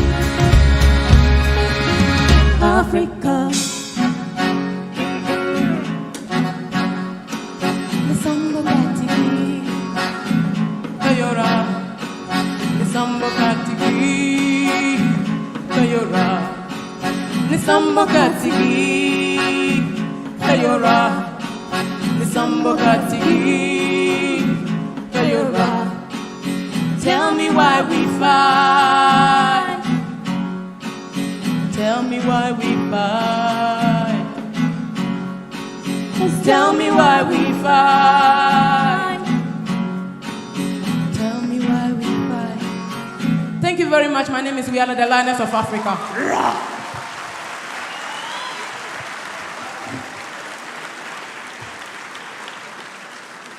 And that was specially dedicated to you, Your Excellency Dickon Mitchell, together with the Minister for Foreign Affairs of Grenada, the Honorable Joseph Andal, your entire delegation, and to you, all friends of Africa.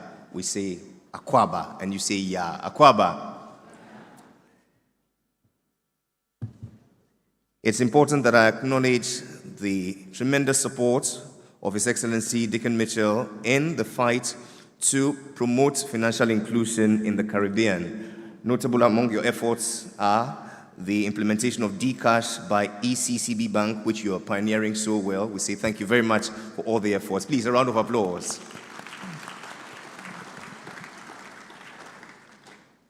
And so now is the moment we've all been waiting for, when we get to hear from a leader of tremendous progress, a man who just doesn't talk, but walks the talk. Under his administration, Ghana has chalked many firsts, and today it is my pleasure to give to you an enabler of transformative economies. Ladies and gentlemen, the President of our Republic, Nana Addo Dankwa Akufo-Addo.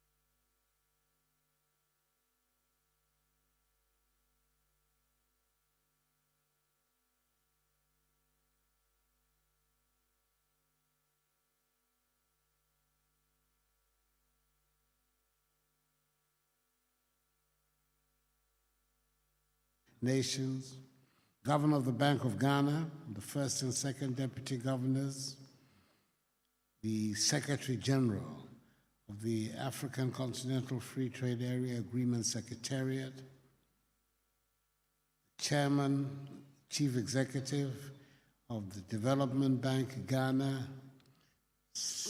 Chief Executive Officer of the Ghana Investment Promotion Center, the President, ECOWAS Bank for Investment and Development, the President, the Arab Bank for Development, Singapore's Ambassador for Climate Change Action and Senior Advisors, National Climate Change Secretariat, Country Director of the World Bank, the Chief Executive Officer of the African Guarantee Bank Fund, members of the Diplomatic Corps, fellow Ghanaians, ladies and gentlemen. It is my great pleasure to welcome you all to Ghana and to the 3I Africa Summit. As we say in Ghana, and you've heard several times already, Akwaba is our word of welcome, especially to a good friend and brother of Ghana, the Prime Minister of the Government of Grenada, His Excellency Dickon Mitchell, and the members of his delegation. You're very welcome to the crowd. You are amongst the people who pride themselves on their sense of hospitality, and I hope that by the end of your visit, you will agree with this claim. We're met here today under the banner of Unleashing Africa's FinTech and Economic Potential, a theme that resonates deeply with the aspirations and dreams of our continent. This gathering is not merely a meeting of brilliant minds. It is a resounding clarion call to action, a summons to each and every one of us to rise to the challenge and seize the momentous opportunities that lie ahead. Ladies and gentlemen, the African Continental Free Trade Area has laid the groundwork for a monumental shift in our economic landscape, a transformation that will reverberate across the length and breadth of our great continent. The numbers speak for themselves. By 2035, the AfCFTA aims to lift some 30 million Africans out of the clutches of extreme poverty, whilst boosting simultaneously the incomes of some 68 million people. The agreement is projected to increase intra-African trade by some 52%, unleashing a wave of economic activity that will generate some 450 billion United States dollars to our collective GDP. These are not mere statistics. They're a testament to the boundless potential that lies within our grasp, a promise of a brighter future for all Africans. But to realize fully these benefits, we must harness the transformative power of fintech and digital innovation. We must embrace the technologies that are reshaping the global economy and make them work for us, tailoring them to the unique needs and challenges of our diverse and dynamic continent. Governments across Africa should invest heavily in the digital infrastructure that will form the backbone of our shared prosperity. We must create policies that foster innovation, encourage entrepreneurship, and attract investment from both within and beyond our borders. We must promote interoperability to reduce transaction costs and delays, tearing down the silos that have hindered our progress for too long. And we must leverage the power of digital identity programs, such as the Ghana Card, to improve access to financial services, reduce fraud, and create a more inclusive and equitable economic system. Through public-private partnerships and cross-border collaboration, we can create a seamless and efficient fintech ecosystem that aligns perfectly with the AfCFTA's objective of fully integrated digital African economy. By working together, we can unlock the vast potential of our continent and create a rising tide that lifts all boats from the smallest village to the largest metropolis. Ghana has emerged as a good example of what is possible when we embrace digital transformation. Our e-government initiatives, such as the Ghana Card, the Ghana.gov portal, and mobile money interoperability, have reshaped the landscape of public service delivery and expanded financial inclusion to heights that were once thought unimaginable. Today, some 17 million of our fellow citizens now possess a digital ID, linking them seamlessly to the critical services they need to thrive in the modern world. The Ghana.gov portal has facilitated transactions worth some 1.6 billion cedis since its inception in 2019, improving revenue collection, reducing corruption, and in creating a more transparent and accountable system of governance. And when it comes to mobile money, Ghana stands tall among the nations of the world. With transactions exceeding 900 billion cedis annually, we boast one of the highest mobile money penetration rates in the world, which is further proof of the ingenuity and adaptability of our people. But our progress does not stop there. Ghana has made remarkable strides in the realms of fintech and financial inclusion, blazing a trail for others to follow. Mobile money adoption has increased considerably, with some 44 million accounts registered by the end of 2023 and transactions surpassing 1 trillion cedis. The percentage of adults with access to financial services has risen from 58% in 2017 to some 80% in 2023, a remarkable achievement that has transformed countless lives and opened up new horizons of opportunity. Our fintech regulatory environment has become a hotbed of innovation and competition, attracting the best and brightest minds from across the continent and beyond. And our digital lending platforms have disbursed billions of cedis in loans to micro, small, and medium enterprises, fueling job creation, economic growth, and the rise of a vibrant and dynamic entrepreneurial ecosystem.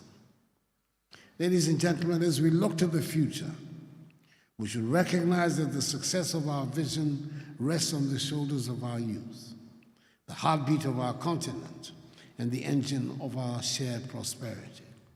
So let us equip them with the portable, versatile skills they need to thrive in the digital age, providing them with the tools and knowledge to navigate the rapidly evolving landscape of work and opportunity. Ghana has accepted this challenge, investing heavily in technology-driven education, vocational training, and entrepreneurial development. We are fostering cross-border skills recognition and promoting digital literacy, ensuring that our young people have the confidence and capability to navigate the fintech landscape with ease and aplomb. But we cannot rest on our laurels.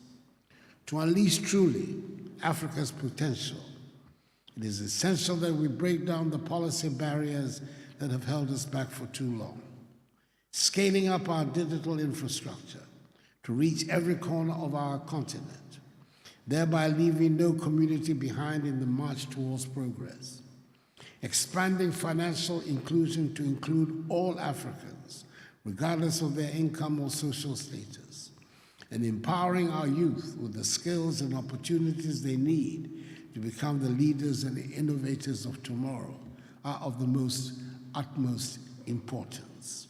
In doing so, we must engender collaborative partnerships that transform borders and sectors, bringing together the best minds and the most innovative solutions to tackle the challenges we face. I urge all of us gathered here, indeed governments of Africa, to align our policies and regulatory frameworks to create an environment that nurtures innovation whilst protecting the rights and interests of consumers. Prioritizing digital investment in digital infrastructure, channeling resources into the communities that have been left behind by the march of progress, and bridging the digital divide that threatens to leave too many Africans on the sidelines of the global economy are exceptionally important and crucial. And we must deepen our partnerships across governments, financial institutions, tech firms, and development agencies, working together in a spirit of shared purpose and unwavering commitment to develop the innovative solutions and strategic initiatives that will propel us towards a more prosperous and equitable future. And to this end, in furtherance of our objective of providing financial access to SMEs, the Minister for Finance and President of the ECOWAS Bank for Investment and Development, EBID, signed last Friday in Lomé, in Togo, a memorandum of understanding for $200 million facility to be dispersed through the Ghana Commercial Bank and the Ghana Exim Bank to SMEs. The role of fintechs in ensuring that these resources reach SMEs and to monitor their growth cannot be overestimated. The 3-year Africa Summit stands as a powerful testament to our collective commitment to shaping a future where digital finance and technology drive inclusive economic growth and sustainable development. It is a rallying cry for action and a call to arms for all those who believe in the boundless potential of our great continent. So let us seize this moment here and now to forge a united path forward. Let us build a continent where borders are mere lines on a map, where digital innovation knows no bounds, and where the aspirations of every African can be realized in full. Let us create a future where the light of progress shines brightly, illuminating the way forward towards a brighter tomorrow for all our people. Together we can create a legacy that will inspire and uplift. Let us seize this moment and make it our own, forging ahead with courage, with conviction, and with a strong commitment to the vision of a brighter future for all Africans. May God bless Mother Africa and her peoples and make them great and strong. I thank you for your attention. The President of our Republic. Mr. President, if it pleases you, I would like us to have 4 memorable photographs to mark this day. And so humbly, I shall invite the Prime Minister of Grenada together with the Secretary General of the AfCFTA to please come up for the first photo. Please be seated.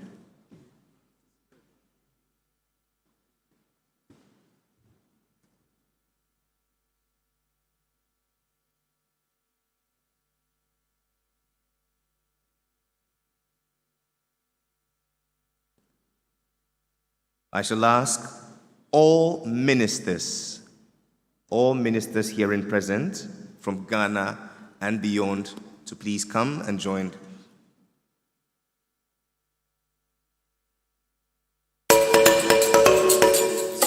Bring it down, bring it down. All ministers.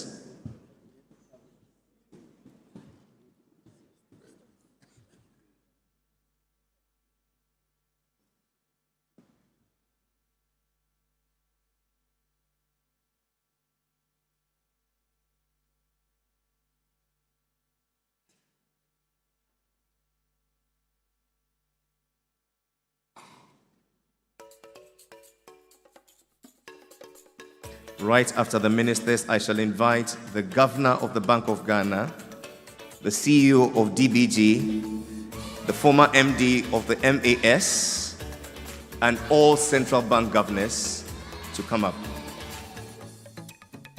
Thank you, honorable ministers. You may please take your seats. Governors,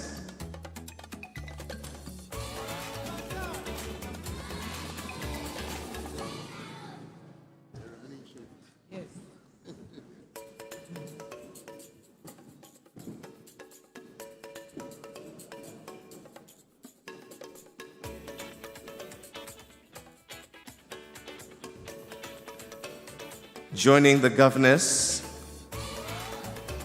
I invite the Vice President of the AfDB, Mr. Solomon Queno, together with the President of the ECOWAS Bank for Investment Development, Dr. George Donko,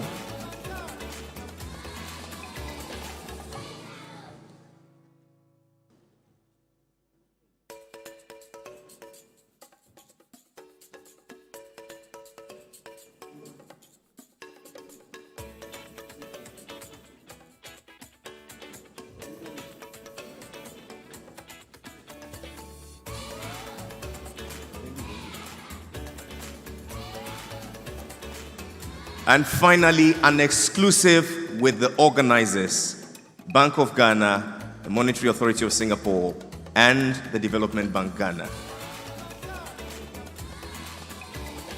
An exclusive with the organizers.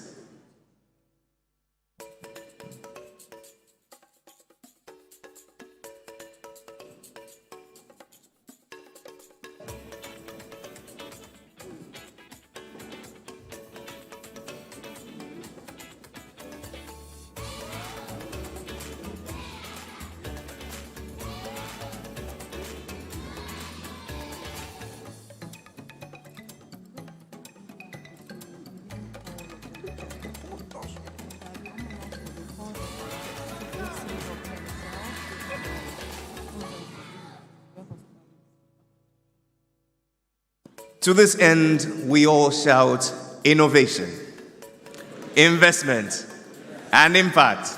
Put your hands together for the President of our Republic for opening this all-important summit, this groundbreaking summit. And so shortly we bring this, please remain seated wherever you are. The President will join us and take the salute, and thereafter we shall all remain seated as we progress into the next stage.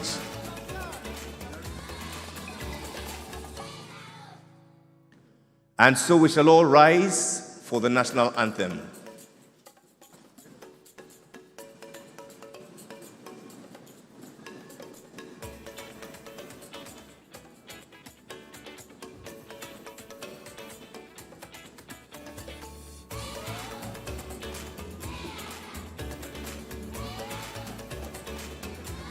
Mr. DJ, why the music?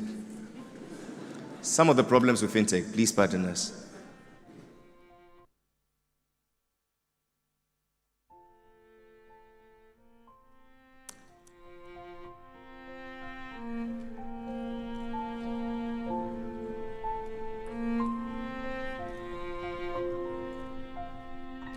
In lieu of the singer, we shall sing it ourselves. Together we sing. God bless our homeland, Ghana, and make our nation great and strong, bold to defend forever the cause of freedom and of rights. Fill our hearts with true humility. Make us fearlessly and help us to resist oppressors with all our will and might forevermore.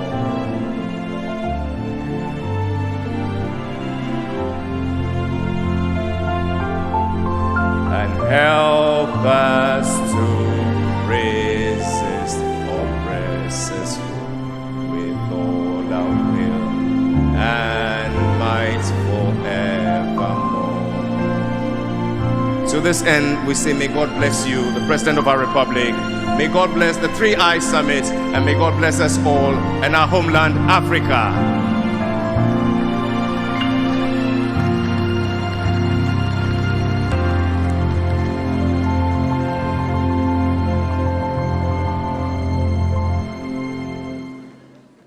We shall all remain seated after the President and his entourage take leave into the VIP area as we get ready to undertake the next stage.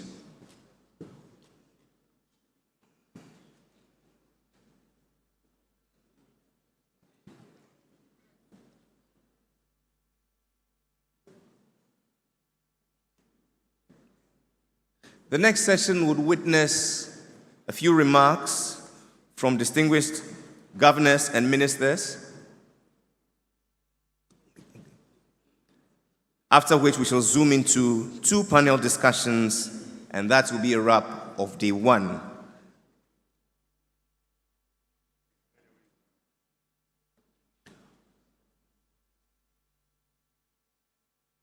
There's coffee and tea in the lobby, and so we shall make our way out and be back in 10 minutes to receive the first set of messages and zoom straight into the first panel. Thank you very much.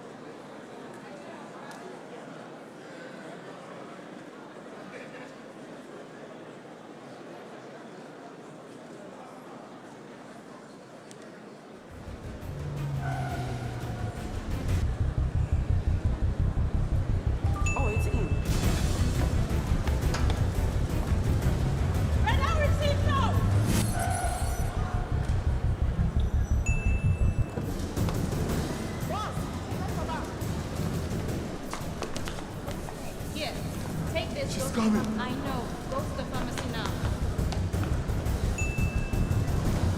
She's coming!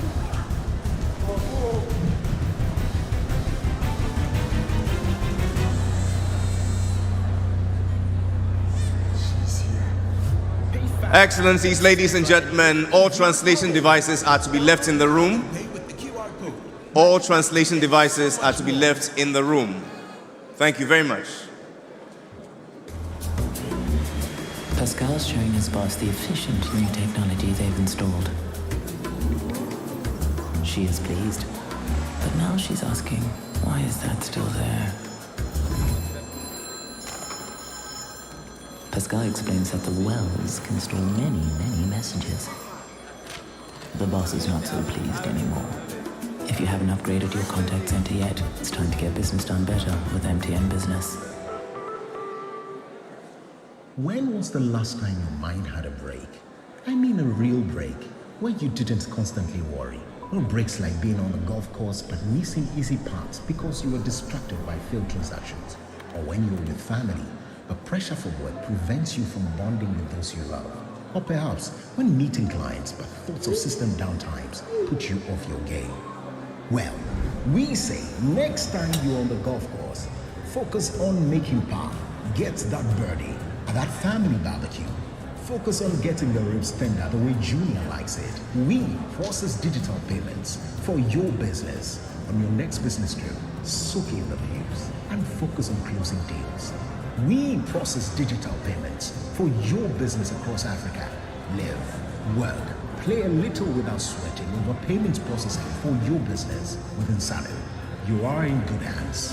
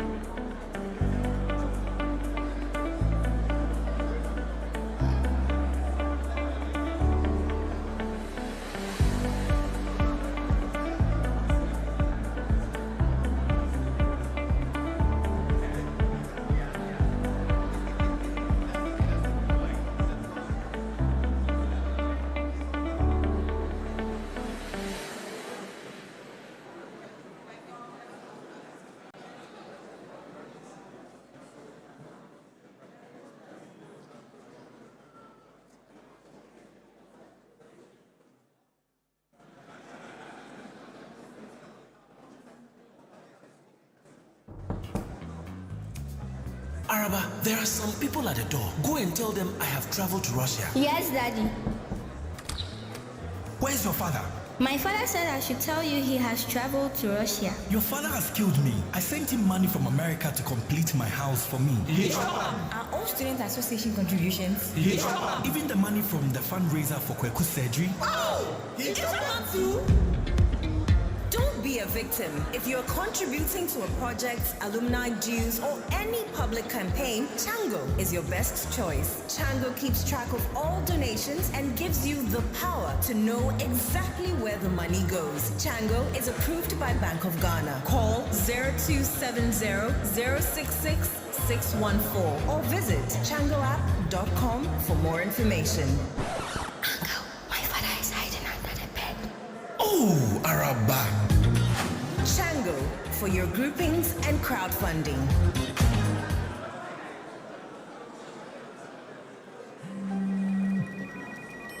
She's coming. She's coming.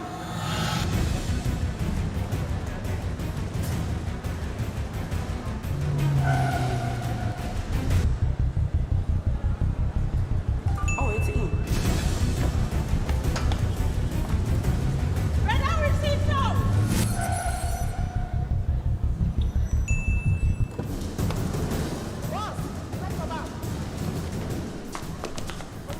Here, take this. She's Go coming. I know. Go to the pharmacy now. She's coming. Oh.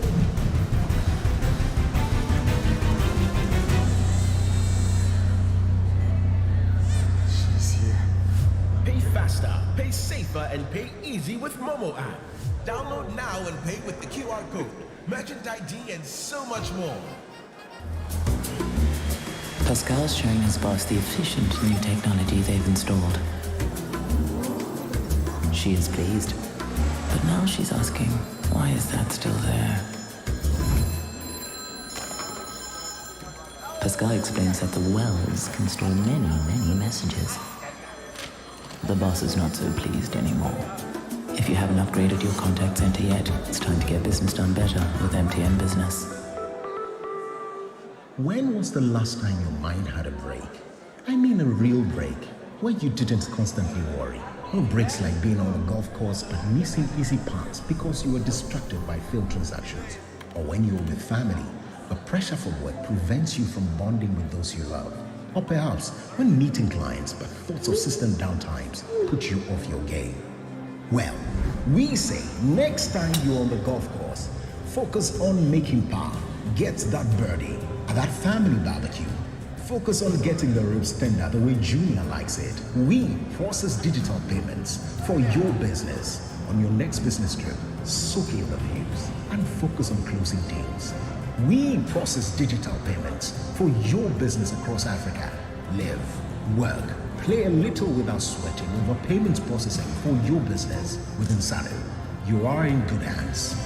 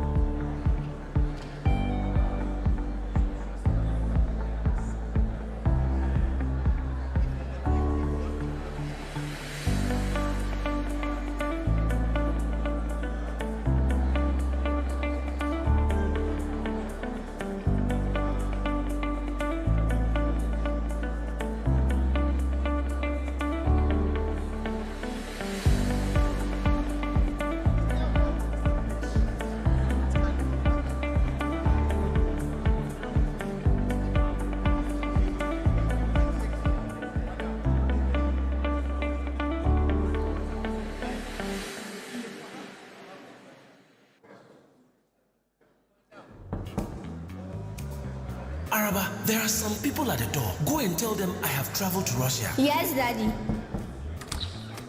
Where's your father? My father said I should tell you he has traveled to Russia. Your father has killed me. I sent him money from America to complete my house for me. Are all student association contributions? Even the money from the fundraiser for Kweku surgery. Don't be a victim. If you're contributing to a project, alumni dues, or any public campaign, Chango is your best choice. Chango keeps track of all donations and gives you the power to know exactly where the money goes. Chango is approved by Bank of Ghana. Call 0270-066-614 or visit changoapp.com for more information. Uncle, my father is hiding under the bed. Oh, Araba. Chango for your groupings and crowdfunding.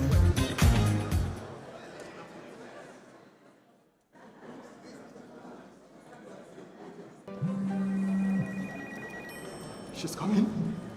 She's coming.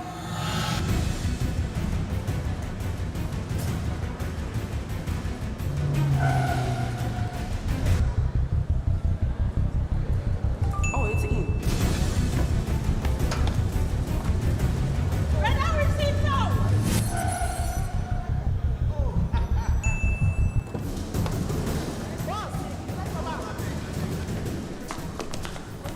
Here, take this. She's coming. I know. Go to the pharmacy now. She's coming.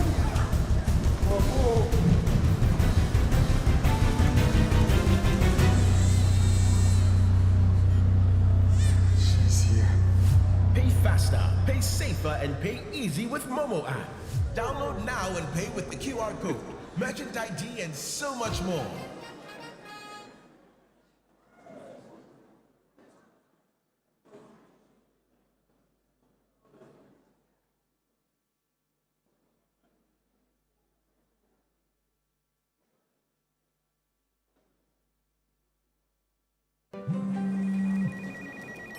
She's coming. She's coming.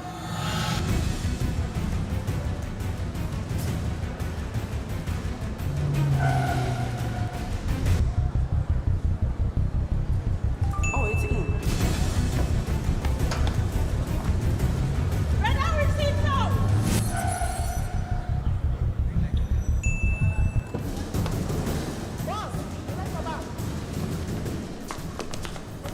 Here, take this. She's coming. I know. Go to the pharmacy now. She's coming.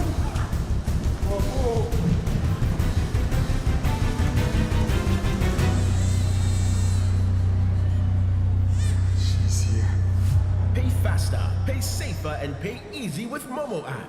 Download now and pay with the QR code, merchant ID, and so much more. She's coming. She's coming.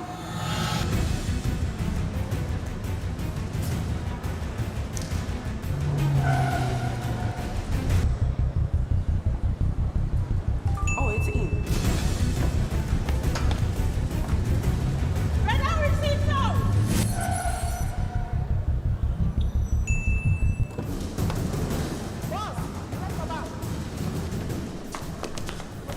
Here, take this. She's coming. I know. Go to the pharmacy now. She's coming.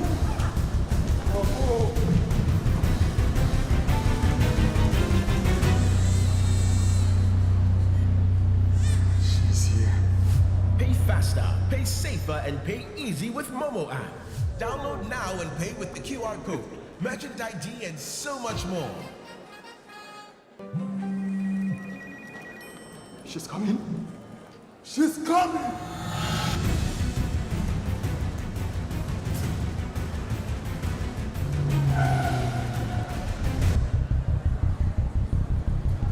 Oh, it's in.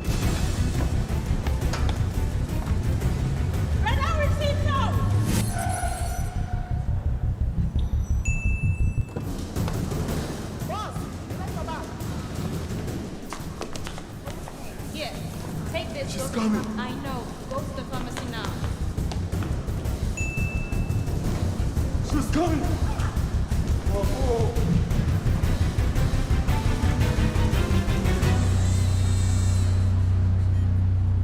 She's here.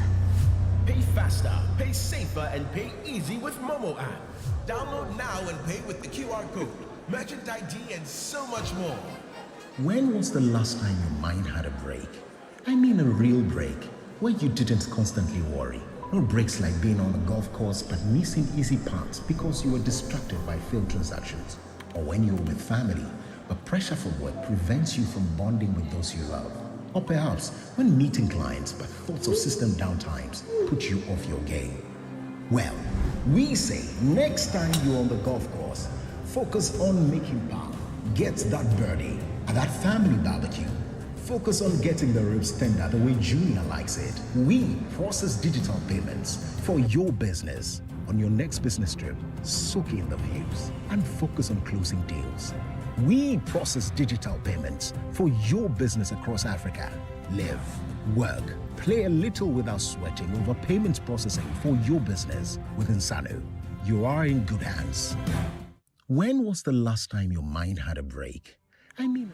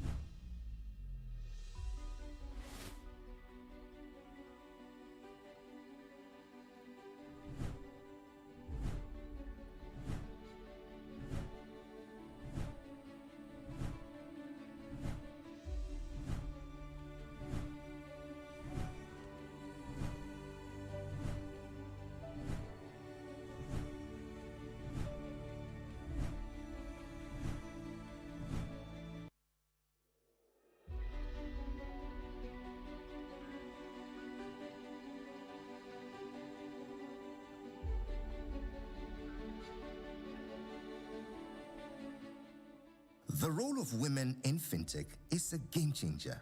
With over 60% of Africa's population under 25, mobile money and digital payments are revolutionizing the way people live and work, and women are at the forefront of this revolution. According to the World Bank, mobile money transactions in Africa reached $1.3 billion in 2020, with women accounting for 55% of users. A study by the International Finance Corporation found that women are more likely to use mobile money than men, with 62% of women using mobile money. Fintech companies are providing financial inclusion to millions of women, empowering them to start their own businesses and improve their livelihoods. The 3i Africa Summit is a beacon of hope for women in fintech, bringing together industry leaders and innovators to shape the future of finance in Africa. Join us in this financial and digital revolution to unleash Africa's potential.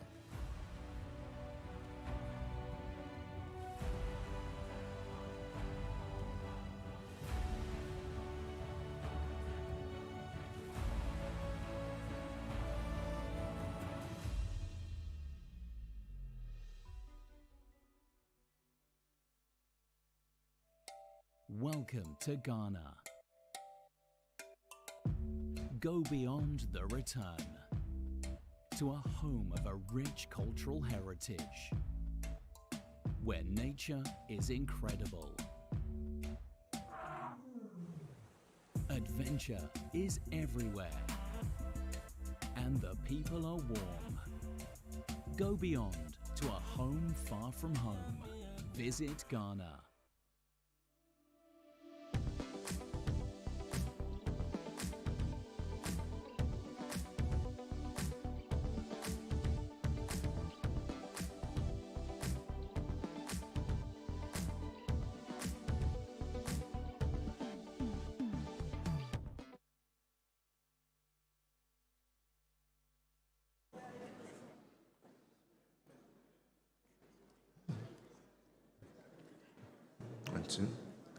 Excellencies, ladies and gentlemen, it's my pleasure to welcome you back. I ask that we all draw forward and fill the seats in front. All is set for us to zoom into the next plenary. It will consist of 5 remarks and then the first panel.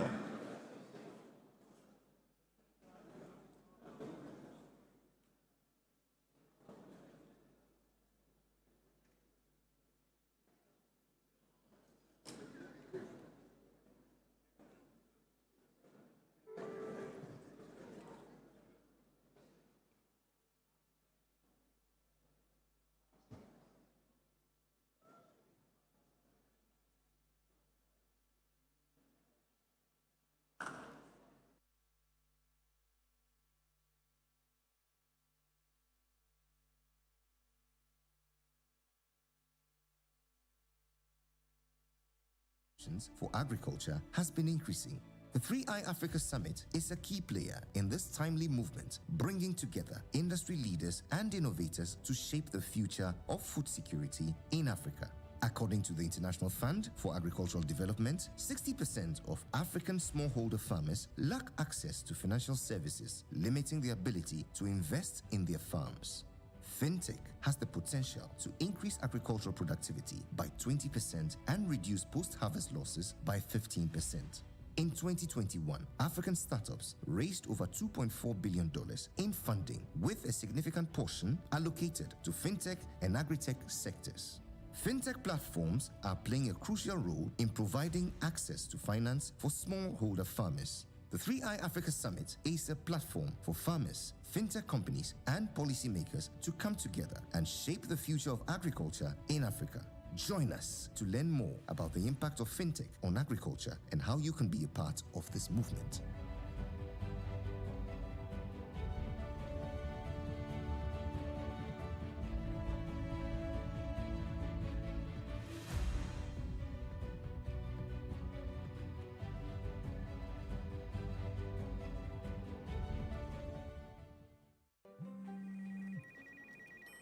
She's coming. She's coming.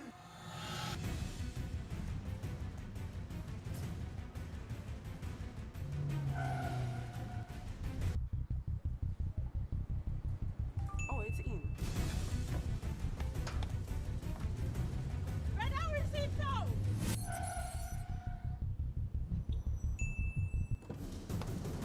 Boss, let's go back. Here, take this. She's coming. I know. Go to the pharmacy now. She's coming. Oh.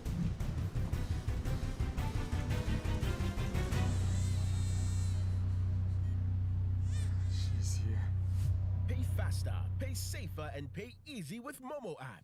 Download now and pay with the QR code, merchant ID, and so much more.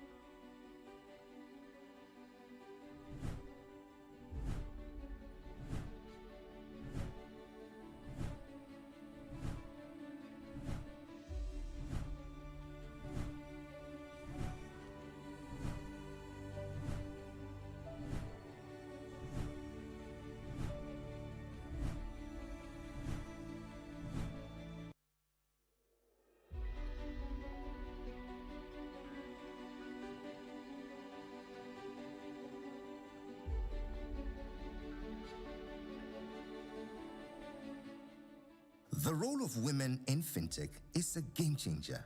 With over 60% of Africa's population under 25, mobile money and digital payments are revolutionizing the way people live and work, and women are at the forefront of this revolution. According to the World Bank, mobile money transactions in Africa reached $1.3 billion in 2020, with women accounting for 55% of users. A study by the International Finance Corporation found that women are more likely to use mobile money than men, with 62% of women using mobile money. Fintech companies are providing financial inclusion to millions of women, empowering them to start their own businesses and improve their livelihoods. The 3i Africa Summit is a beacon of hope for women in fintech, bringing together industry leaders and innovators to shape the future of finance in Africa. Join us in this financial and digital revolution to unleash Africa's potential.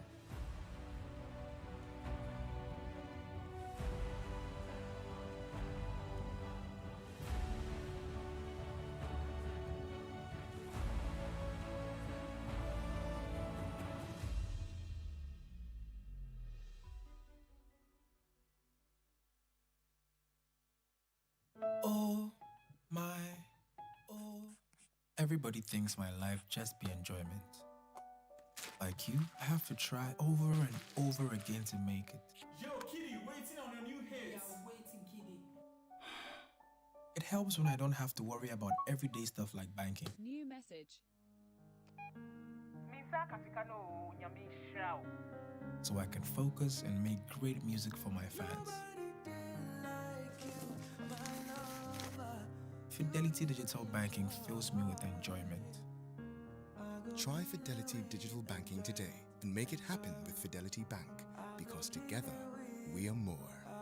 Fidelity Bank. Believe with us. A great journey lies ahead of us all. And we all have different paths carved out for us. No matter who you are and the path you're on, make sure you choose a partner you can trust, A partner with integrity who will always give you the support you need when you need it. No matter what you do and where you are in your journey in life, you are very significant, and so is the path you're on.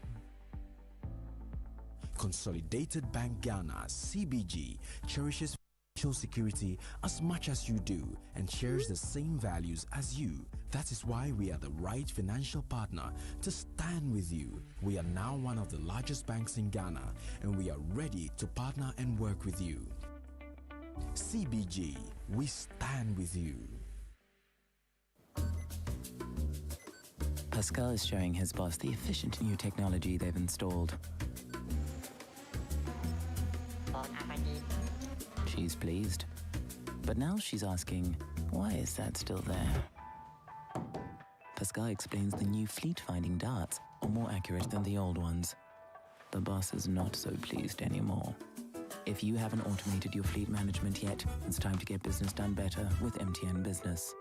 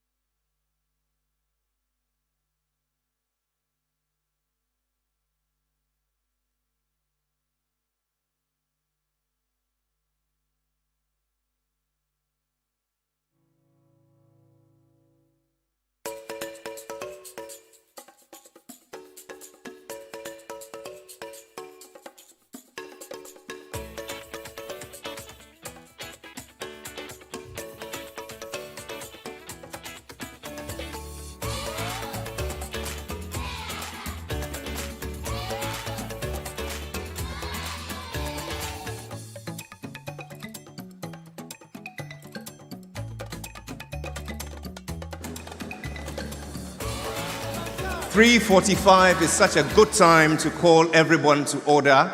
Excellencies, ladies and gentlemen, humbly I ask that we resume our seats. We're doing well on time, despite the late start. If you'll be kind to join us at the front, all those at the back, please fill the seats in front. The current setting is looking like the teeth of a growing child.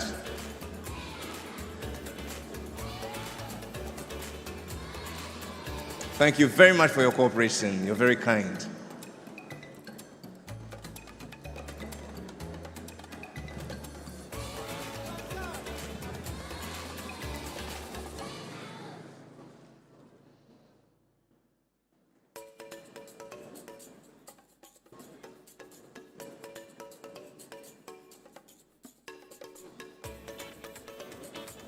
Okay.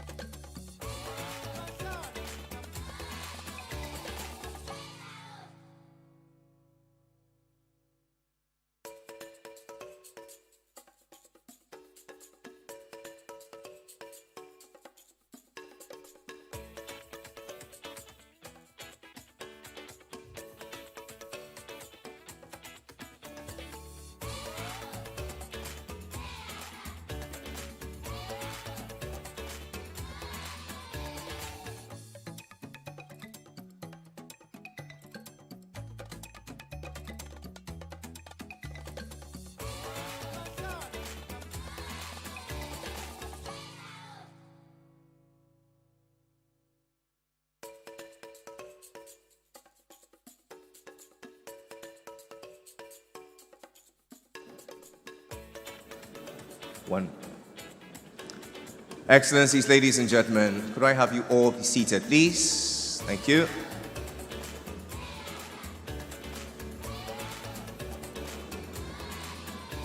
Please bring down the music. Thank you very much.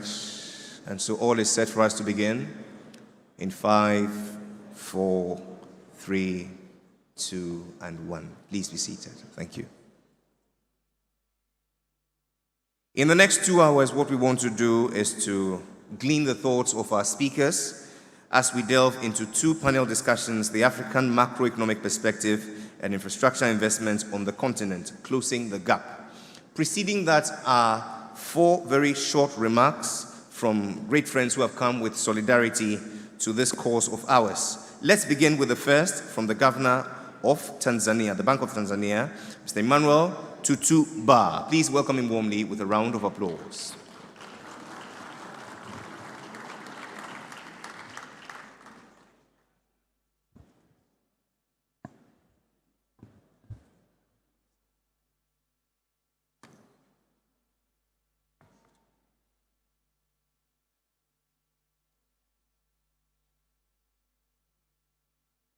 Thank you very much, moderator.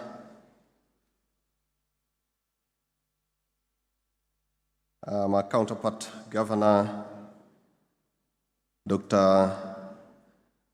Addison, Governor of Ghana, my colleagues, governors who are here today with us, dear friends, distinguished guests, ladies and gentlemen, I'm delighted to take this opportunity, and first of all, I would like to extend my sincere appreciation and gratitude to the Central Bank of Ghana and the entire team and our host, the Republic of Ghana, for the warm welcome and the hospitality they have extended to me and my delegation since we arrived here. And we really thank you for organizing this forum where we have seen a number of issues that are very topical and critical to our overall development. And I would like as well to thank you very much for the discussion that we had since this morning, and we have seen there are a number of issues which are very instrumental to our entire development. I believe that the event is timely and at all the time a very important platform where we have been privileged to discuss the impact of innovations and sustainable investments in financial and economic inclusion. I believe that for me to be here, and we believe Accra is a significant city where in Africa and the Pan-Africanism vision emerged with the objective of unifying the African to tackle the challenges of political and economic freedom, where a united Africa that will be able to effectively trade through integration was emerged here. And for us in Tanzania, as we have been witnessing that we are a united republic, where we are united since 1964, and just last month we were privileged to celebrate the 60 years of our union, and we have maintained this spirit, and I believe with these 3 eyes we'll also be able to make it as we progress in the near future. So I'm glad that I'm here to witness the leadership and the market pioneers in terms of dialogue and other commitments, and to resolve different challenges with regards to this transformation in fintech, which will enable us to attain this founding fathers' vision through harnessing the potential of digital innovations in the African continent. Ladies and gentlemen, as we might be aware, all of us, that digital innovations can and should be harnessed to build a strong and resilient African economy. We are aware the current economic headwinds that are facing African countries due to global economic shocks, the level of financial exclusion, and the cost of cross-border payments in Africa. And political, we can resolve and to address these challenges, which are very much clear, and we are remaining optimistic to see that Africa is higher than ever. For the sake of limited time, I therefore wish to reflect on thus just a few issues whereby for us as Tanzania, we have been undertaking for harnessing the potential of fintech to spur the financial and economic inclusion. One area is on the digital skills development, where for us Tanzania, we recognize the importance of human capital in driving digital transformation, and in this regard, in the government and Central Bank of Tanzania, we are investing in digital skills development, where a number of programs have been implemented to enable youth of the workforce to remain with the necessary competencies to strive in the digital economy. We have invested a lot in different areas, whereby now we have a number of programs. For example, we have an initiative to train youth in coding, digital literacy, and entrepreneurship, as well as efforts to promote science, technology, engineering, and mathematics, where famously this program is known as STEM, where we continue to embed knowledge for both in-school and out-school children to enable that they get appropriate technology, which will continue to be more competitive in the country.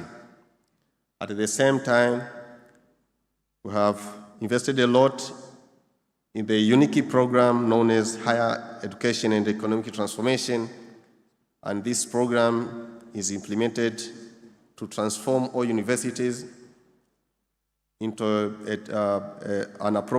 to acquire appropriate technology, where even teaching and learning methodologies have been improved just to adapt to the 21st century of science and technology and the dynamics in the market, including preparing the university graduates to become entrepreneur mindset through practical training of transforming theory into practice that can help in self-employment and creating startups. And in this regard, the government has continued to invest a lot to support these startups in different ways, including some initiatives which are being implemented through the Central Bank of Tanzania, where we put in place a small and medium enterprises guarantee scheme, and we are continuing to finance those startups in different ways. At the same time, we have witnessed the establishment of an innovation hub, incubators, management, and other support to small and medium enterprises, where the government came up with a special program which is known as Tanzania Digitalization, and where we have continued to support different innovators through the Tanzania Commission of Science and Technology. Another area is on the cooperation and the collaboration, where the government of the United Republic Tanzania has continued to support both in the Tanzania mainland and Zanzibar proactively and continued with the development of enabling environment for private sector development and the ground for leveling playing field for competition. Key inclusive policies have been developed for public and private sector collaboration, for financial inclusion, gender economic equality, infrastructure development, and the policy reforms through research and other appropriate methodologies. The partnerships that we have fostered are both domestic and international. And in this regard, we have witnessed currently where the government has continued to put in place various infrastructure that will enable internet connectivities. And as of 2022, we were even able to undertake the national census digitally, which was a testimony of these investments, because all the villages has been connected with a network, and up to this moment, at least in the radius of 5 kilometers, we have connected all the urban areas by 100%, and for rural areas by 83%. And the government is continuing to invest a lot to enable that all the villages and the urban areas should be having internet connection and network connections by 2025. Another area is on the policy and the regulatory framework, and for the government of Tanzania has continued to develop and put in place a regulatory framework that will facilitate thriving of fintech sandbox that is housed at the Bank of Tanzania. At the same time, we have put in place consumer protection regulations and the streamlining of licensing processes for fintech startups that are also expected to market easily for innovators to enter the market. We have also been able to work to encourage fintech to develop associations for effective engagements with the regulators and the policymakers. On different occasions, I have found that we have a number of SMEs, credit guarantee schemes, where also there are a number of initiatives to support private guarantee schemes and the crowdfunding frameworks, which are under the capital market and the security authorities. Ladies and gentlemen, I believe that our time is not enough just to elaborate everything that you have done in the United Republic of Tanzania.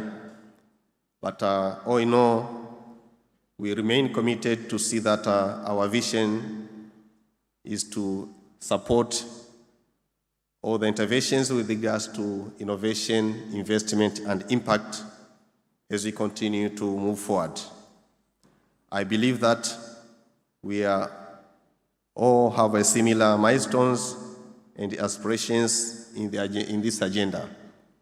Since for Tanzania, we are also a member of the Eastern African community and the SADC, and we have already ratified the Africa Intercontinental Free Trade Area.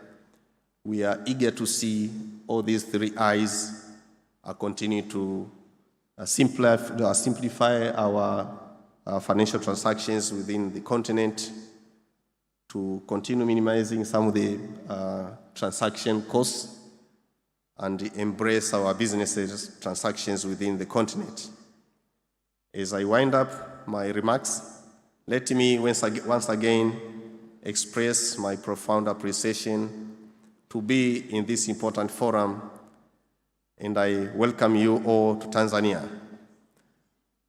I'm confident that the discussions that will take place in this forum will contribute to further improvement in our approaches in harnessing the opportunity and the potential of fintech and support this ecosystem. And through our collaborative efforts, we can create a brighter future for ourselves and the future generation. I hope that we are on the right track. Let's keep it up, and I hope God is on our side. I wish you the fruitful deliberations. Thank you very much for your attention. Asanteni sana.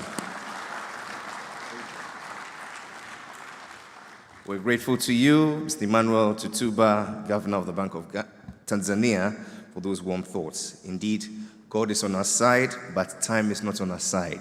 So I urge all our speakers to please stick to the 10 minutes allotted. We shall now receive a perspective from the Governor of the National Bank of Rwanda. Make welcome the Honorable John Rwangombwa.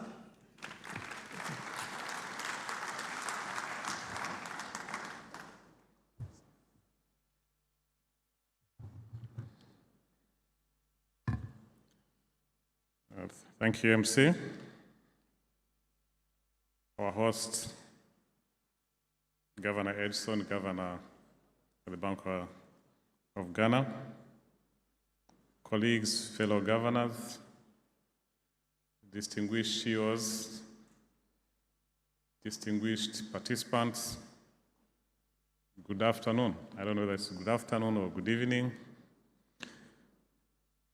Governor Edson, allow me to start my remarks by conveying through you warm greetings from His Excellency President Paul Kagame to his brother, His Excellency Nana Addo, President of the Republic of Ghana, and to the people of Ghana.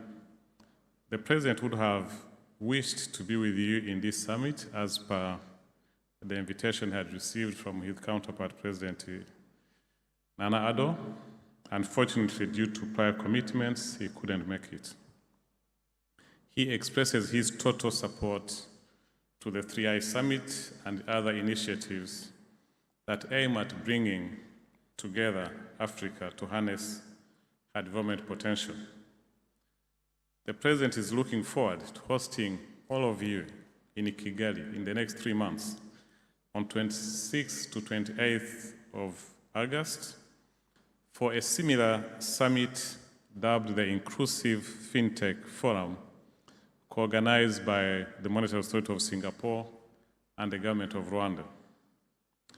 Distinguished participants, it is indeed a privilege for me to be among such distinguished thought leaders gathered to explore the transformative power of FinTech and digital innovation across Africa. The theme of this summit, Unleashing Africa's FinTech and Digital Economic Potential, resonates deeply. We stand at a pivotal moment where FinTech has the power to not only reshape Africa's financial landscape, but also fuel our continent's economic rise. FinTech offers new pathways to prosperity. Distinguished ladies and gentlemen, financial inclusion isn't just about individual empowerment, it's the bedrock of a thriving economy. When more people have access to financial products and services, whether it's microloans, to start businesses or digital saving solutions, they become active participants in the economy. This fuels entrepreneurship, boosts consumption, and ultimately paves the way for broader inclusive economic growth. It is a win-win for individuals, communities, and the entire nations. Across our continent, FinTech is serving a powerful as a powerful catalyst for financial inclusion. Rwanda's experience offers a good case study. With 77% of Rwandan adults subscribed to mobile money and 61% actively using it according to AfCFTA 2020, sending and receiving money has become incredibly easy. This greatly impacted our formal financial inclusion that increased from 42% in 2012 to 77% in 2020, with mobile money services contributing around 66% of this increase in formal financial services, formal financial inclusion. This financial inclusion revolution extends far beyond Rwanda's borders, from M-Pesa in Kenya to other mobile money platforms across Africa. Fintech is bridging the gap for the previously unbanked and the underbanked. These platforms not only enable easy money transfers, but also offers innovative financial tools like digital saving solutions and access to digital loans. In Rwanda, data shows that in June 2023, 77% of personal loans are digital loans, and most of these beneficiaries were originally excluded from the use of formal financial services before these digital channels were introduced. So, distinguished participants, this tremendous potential, however, comes with responsibility. The wise saying that with great power comes great responsibility rings true.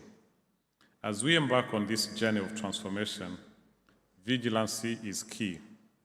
The rapid pace of innovation in the fintech space necessitates strong oversight and regulation. And when I say strong, I don't mean prohibitive.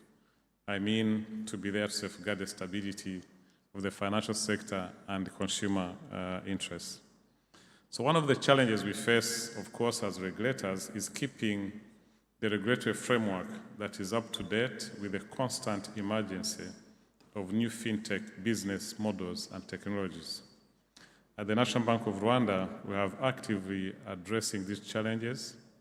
We introduced a regulatory sandbox where fintechs are able to test their innovative solutions in a controlled live environment. As I said earlier in the morning, we actively revise our regulatory framework to meet the needs of the evolving technology and business environment we live in, but also fully engaged in building the capacity of our staff and the systems of the central bank to be able to match these innovative ideas coming into our market. So the challenges and the need to support innovation highlights the importance of collaboration. As we embrace fintech transformative potential, we must work together as African nations, international partners, regulators, and especially the private sector. The ingenuity and risk-taking spirit and long-term vision are essential ingredients for propelling Africa's fintech revolution forward. We must create an environment that attracts and empowers these key players, fostering public-private partnerships that leverage the best of both worlds. Imagine possibilities when the creativity and agility of fintech startups combine with experience and resources of established financial institutions. This 3I Summit is a powerful platform for this essential collaboration. Let's leverage this opportunity to share best practices and work together to overcome challenges and unlock the limitless potential of fintech for a more inclusive and prosperous Africa, and indeed the global community at large. As the African proverb reminds us, if you want to go fast, you go alone, but if you want to go far, you go together. So together, let's navigate this journey with foresight, adaptability, and steadfast commitment to realizing the promise of a more inclusive and prosperous future for Africa. Distinguished participants, as I conclude my remarks, I want to once again thank the government of Ghana, the Bank of Ghana, the Monetary Authority of Singapore for organizing this important summit and for inviting us to be part of it. Let us commit to work together to unlock the power of fintech and other tech solutions towards achieving a sustainable and inclusive development for our continent. Thank you all for your kind attention.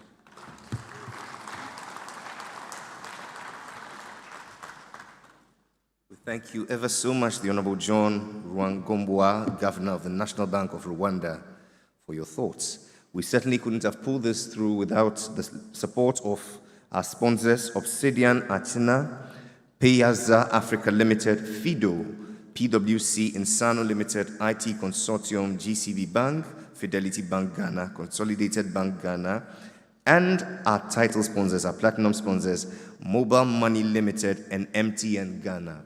I believe they all deserve a resounding round of applause.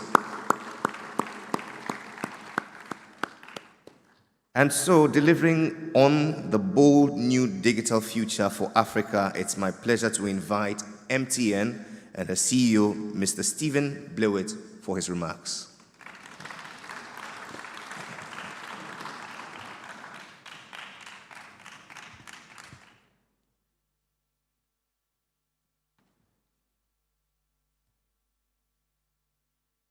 Good afternoon, everyone. Standing on all protocols. Akwaba. Everyone's quiet. It's the afternoon. I'll have another go at it. Akwaba. It's a bit better. Good afternoon and a warm welcome to all of you. I'm honored to address you in this maiden 3-hour Africa Summit, an event that has brought together leaders, policymakers, regulators, innovators, change makers across Africa, providing an essential platform for fostering collaboration, driving innovation, and building momentum to transform our continent. The theme, Unleashing Africa's FinTech and Digital Economic Potential, resonates with me personally because it lies at the core of MTN's mission to drive connectivity and inclusion across the continent, and in Ghana specifically. Our strategic intent is to lead the digital solutions for Africa's progress with our core belief that everyone deserves the benefits of a modern, connected life. I believe that being here, we are all subscribed to this belief in our own ways. I'd like to briefly, because this is only remarks, so I don't want to keep you too long, I'd like to briefly just talk about the 3 R's. The first one is innovation. And this is an extremely important part of what we'll do over the next few days. Africa's fintech ecosystem is the engine that will drive the digital revolution and economic development in the coming years. Fintech can stimulate local economies and drive progress across the continent in several ways. Financial inclusion, innovation, and entrepreneurship, job creation, and cross-border transactions and payments, digital identity and security, agriculture and rural development, government services, investments and funding. I could go on and on and on. You all know how much the difference can be made in our countries. The success of different services like MTN Mobile Money across the continent has borne witness to the fact what innovation can achieve.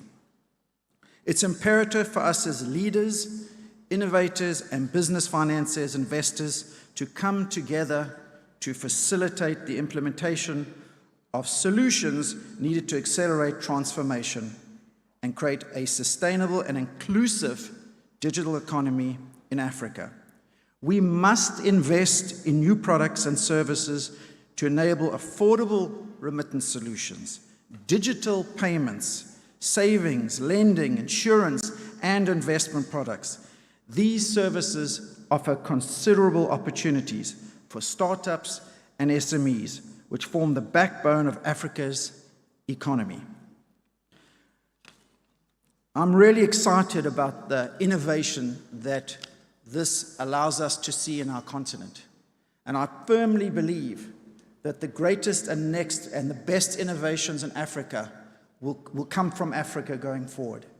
We need to look into our continent. We need to believe in our continent. We need to believe in our people. The next big innovation is coming from here. And we need to believe that ourselves, and we need to support that ourselves in everything we do, because everyone deserves the benefits of a modern, connected life. So that requires money, investment. We need to broaden internet connectivity in Africa. While Africa has witnessed significant increase in investment in recent years, there is work still to be done. We must continue to attract domestic and foreign investment that will enable us to build the necessary digital infrastructure, expand access to affordable internet, and bridge the digital divide. Sustainable investment always means that policymakers and regulators must work with industry and organizations. This has been one of the growth strategies which continues to be accelerated through selective partnerships and leveraging the major telecoms brands in Africa as some of the most trusted and valued in Africa. For us as MTN, we're a proudly African company, and we are proud to always invest in this continent.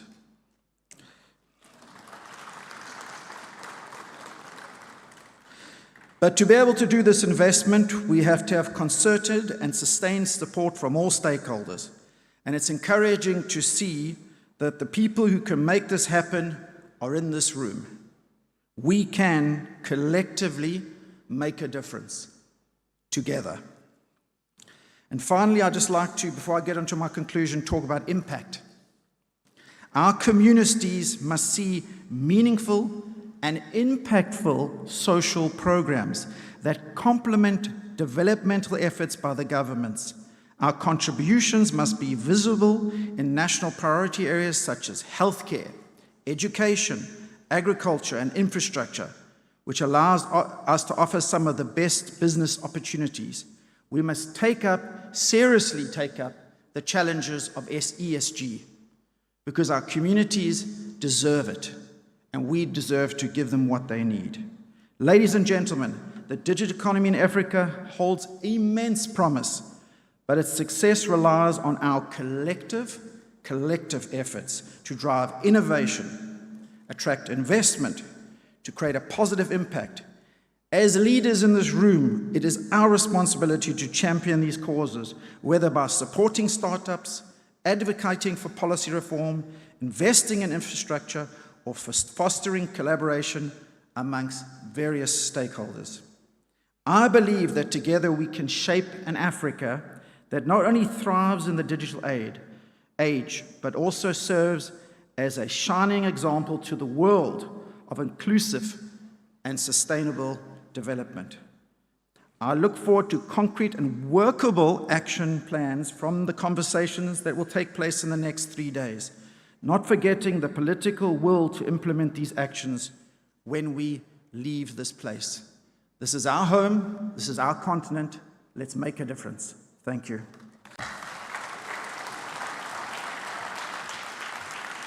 It's our home, it's our continent. Let's make a difference. Mr. Stephen Blewett, CEO MTN Ghana, leading digital solutions for Africa's progress, because everyone deserves the benefit of a modern connected life.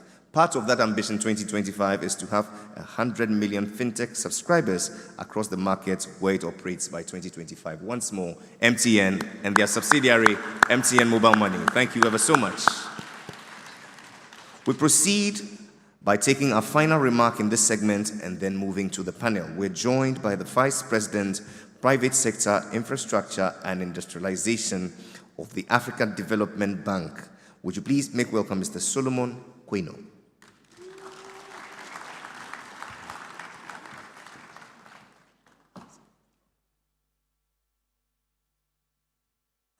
Thank you very much, Jerry. I promise, first of all, good evening, everyone. As you can see, I didn't say good afternoon or good morning. I know it's been a long day, and even though I'm here representing the African Development Bank, and I was supposed to speak about macroeconomic policies and results across Africa, I'm going to save you that. And I'm going to talk a little bit really about collaborative partnerships in the innovation, investment, and impact area. And I'll be quite brief. So we as the African Development Bank want to partner with all of you here. We want to support all of you.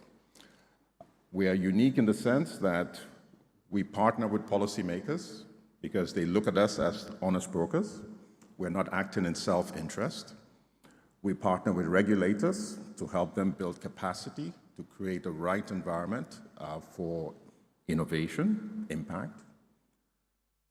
We partner also with Pan-African institutions such as the CFTA Secretariat. We've provided them $16 million worth of grants over the last 4 years because we strongly believe in what the CFTA has been set up to do. We also finance entrepreneurs, we finance infrastructure, and so all round, we believe that we are an ecosystem partner to all here. So let me just talk a little bit about what we're trying to do as the African Development Bank, and we look to the rest of you for partnership in this area around digital transformation. So the AfDB has been investing in the implementation of cross-border broadband digital infrastructure, including terrestrial fiber backbone projects, financing national data centers, and providing capacity building support for regulatory agencies, as I just mentioned. We finance several technology parks to enable African countries become ICT and tech hubs. We are providing financing to address the innovation ecosystem holistically by funding digital connectivity, facilitating access to skills, supporting intermediary enterprise, support organizations, and providing access to finance through multiple funds and initiatives. We're looking to support policymakers to really implement the interoperability we've been talking about. Also the regulatory sandbox, which I did hear, the Bank of Kigali representative as well mention. But we want these factors to be adopted really across our 54 or 55 countries so that we can stimulate the innovation that we're looking for. But let me bring innovation, investment, and impact to a critical demographic that we're all concerned about, which is youth. Because the youth actually are the ones driving this in the tech and tech-enabled area. I'm just coming back from Rome, where Italy is leading the G7 this year, and they assembled the heads of organization to come and really talk about key development priorities of mutual interest. And I indicated, and I'm glad we had alignment, we all know about the migration issues of our youth walking through the Sahara, crossing the Mediterranean on rickety boats, a lot of them losing their lives and ending up in Europe in a situation where they cannot be fully functional. We want our youth to stay in Africa. We have to create the environment for them to stay in Africa. So for us, working really with youth, whether it's skilling youth, but also youth entrepreneurs, is very important to us at the African Development Bank. So this is why we are innovating in that space. We've studied, the life cycle of youth entrepreneurs to really understand the points of consistent market failure for these youth entrepreneurs. And we've come up with an innovation called the Youth Entrepreneurship Investment Bank, which we're rolling out to different countries across Africa on a pilot basis. The idea is, beyond venture capital, beyond private equity, and by the way, we're the largest dedicated private equity and venture capital fund of funds in Africa. We have about $2 billion committed. But that's not enough. we need to come a lot earlier. We shouldn't only look at the unicorns. We need to look at the youth entrepreneurs that can build businesses that are perpetuities, even businesses that are annuities. And so this is where we're setting up the Youth Entrepreneurship Investment Bank. It has an early stage fund, it has a credit guarantee fund, and it also has a technical assistance fund, because youth entrepreneurs have great ideas but haven't run businesses before. So it's very important that business development services are provided to them. Now, we can't substitute for family and friends, so we're not going to really be investing in pure startups, but we're going to be looking at early stage companies that need equity. So that's why we have the equity fund. And for a lot of youth businesses, whether they are in the tech and tech-enabled, and by the way, the tech-enabled goes beyond fintech. It has agtech, it has edtech, it has health tech, it has logistics tech. So it's really about tech-enabled businesses, as well. And so for us, we're looking to support youth entrepreneurs in the areas of businesses. I think we saw a great performance from, was it Wiyela? Wiyela? Yes. How do we support those businesses? Because there's potential. And the potential of youth entrepreneurs in the creative industries even goes to things like makeup. For those of you who go to parties, whether it's in Ghana or in Nigeria, we call the Owambes. It's almost like the geisha look, right? You have to go and get the makeup done by an expert person. Who's doing that? How can they run that business well? So we're looking at, youth entrepreneurs in these sectors that they have the natural interest in. And this is an innovation that we are piloting in several countries across Africa. But we also are looking to partner with the financial institutions who are our clients, the central banks. For the existing fintechs in our markets, most of them, currently do mostly mobile money, payments, but we want them to provide financial services, whether it's microloans, whether it's microinsurance, whether it's, micro pensions. We want actually the provision of financial services so that there can be true financial inclusion at the base of the pyramid. So we are willing to actually provide a AAA guarantee to actually, partially guarantee loans from local commercial banks to the fintechs so that they are able to deploy loans and also work with insurance companies and with pensions to actually deliver financial services to the base of the pyramid. So let me just end by saying that innovation, impact, investment can be achieved when you pull everything together. There has to be the enabling environment, so on the policy, regulatory, and institutional perspective, and also the financing will come along. Thank you very much.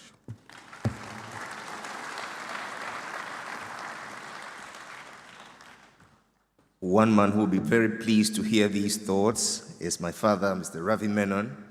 Ladies and gentlemen, one more time, let's appreciate Mr. Solomon Quino for those warm words and those bold strides by the bank to assist youth enterprise. Clearly, if we empower the youth with skills today, they will build a better tomorrow for all of us.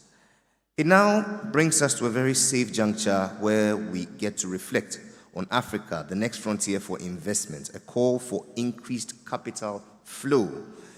This session would witness a context setting by one of the panelists, and then the moderator will take over for the next, let's do this in 45, please, instead of the usual 1 hour. Please make welcome, ladies and gentlemen, the moderator, His Excellency Charles Albani, the UN Resident Coordinator to Ghana. A round of applause. He's joined by Mr. Michael Longil. He's the Chief Executive Officer, FMO. The Group Chief Executive Officer, Telecel, Mo Damush. We make welcome, ladies and gentlemen, Dr. George Donko, President, ECOWAS Bank for Investment and Development.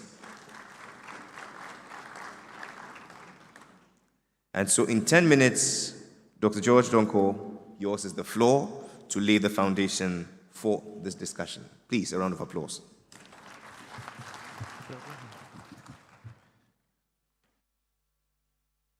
Governors, from central banks, all protocols observed. I want to bring you warm greetings from the ECOWAS Bank for Investment and Development, your bank, which is in Togo.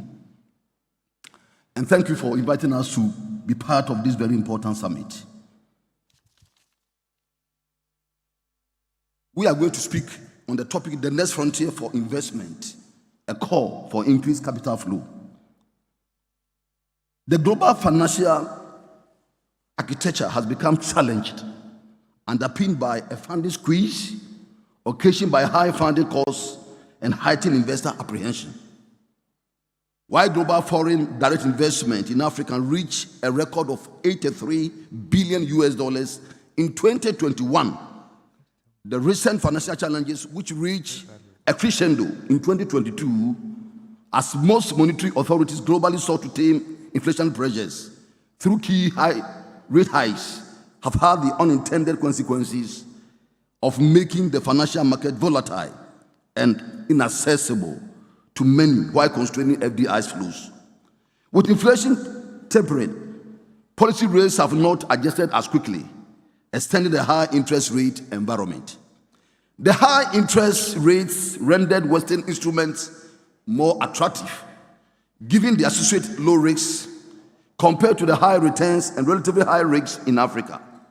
The sell-offs that were triggered by the pull factors in the West and the push factors in a part of the world, and the general low investor confidence unleashed an exchange rate crisis in quite a number of countries in Africa, leading to a ballooning of external debt and triggering debt sustainability concerns. That notwithstanding, Africa remains the next frontier for investment for several reasons, with many factors converging to drive and shape its transition from the dark ages to one of the great promises. Why Africa is a new frontier for investment? I have 3 reasons. Number 1, economic growth prospects. In April 2024 edition of the IMS World Economic Outlook pegs the growth in economic activity in sub-Saharan Africa at an average of 4.1% from 2024 to 2029. This is the second fastest growth after emerging and developing Asia in the emerging market and developing economies category, and the 3rd largest globally after ASEAN 5. ASEAN 5 is, we know, the Singapore, Thailand, Malaysia, Indonesia. It is noteworthy that while sub-Saharan Africa's growth is somewhat modest in 2024 and 2025, it gathers momentum from 2026 onwards, an indication that ceteris paribus, which is all things being equal, the prospect for economic growth in the continent look very bright. It is also worthy of note that 6 countries, Rwanda, Niger, Uganda, Cote d'Ivoire, Liberia, and Tanzania, of the 10 fastest growing economies in the world from 2024 to 2029 will be African, further cementing the continent as the next frontier for investment. Number 2, fastest population growth. While Asia will remain the most populous continent in the world, Africa will have the fastest growing population, reaching 20.3% of the global population by 2030 and 25.6% by 2050. Africa has and will continue to have the youngest population globally. Its youthful population is projected to reach not less than 50% of its entire population by 2050. Creating a bastion of consumption for the local economy. The 3rd point I want to raise is a growing middle class. Africa has an expanding middle class, which is projected to constitute at least 40% of the population by 2060. The middle class of every country or continent is the fulcrum of its economy, since it constitutes the single most important consumption block. In effect, having a sizable number of population in the middle class category depicts a country's economic prospect. Now let's take a stake in African story. The continent's potential lies in various sectors as follows. 1, agriculture. Africa has about 60% of the world's unused arable lands, a great potential for agriculture investment, and we know that opportunities exist in direct farming, fertilizer manufacturing, improved seeds, and manufacture for other farm inputs, education system, and machinery. Number 2, infrastructure. A vast infrastructure gap estimated to be around US $180 billion per annum presents a critical investment opportunities in Africa. And the other factors that I cannot mention because of time, we have the fintech, which have been mentioned this morning, food and beverages consumption, education, housing, hospitality, and recreation. Ladies and gentlemen, in conclusion, Africa is the next frontier for investment, holding prospect in various sectors of the economy. Having 6 of the 10 fastest growing economies, the fastest growing population, and a growing middle class, a litany of investment opportunities, a relatively stable socio-political climate, and regulatory forbearance all play to the continent's advantage. And let me also state that the marginal propensity to invest in Africa far exceeds any other part of the world for now. We have a combined population of about 1.4 billion, and of course a combined GDP, nominal GDP, of about $3.2 trillion US. This presents an opportunity. On this note, I would like to thank you and then hand over to the moderator. Thank you very much.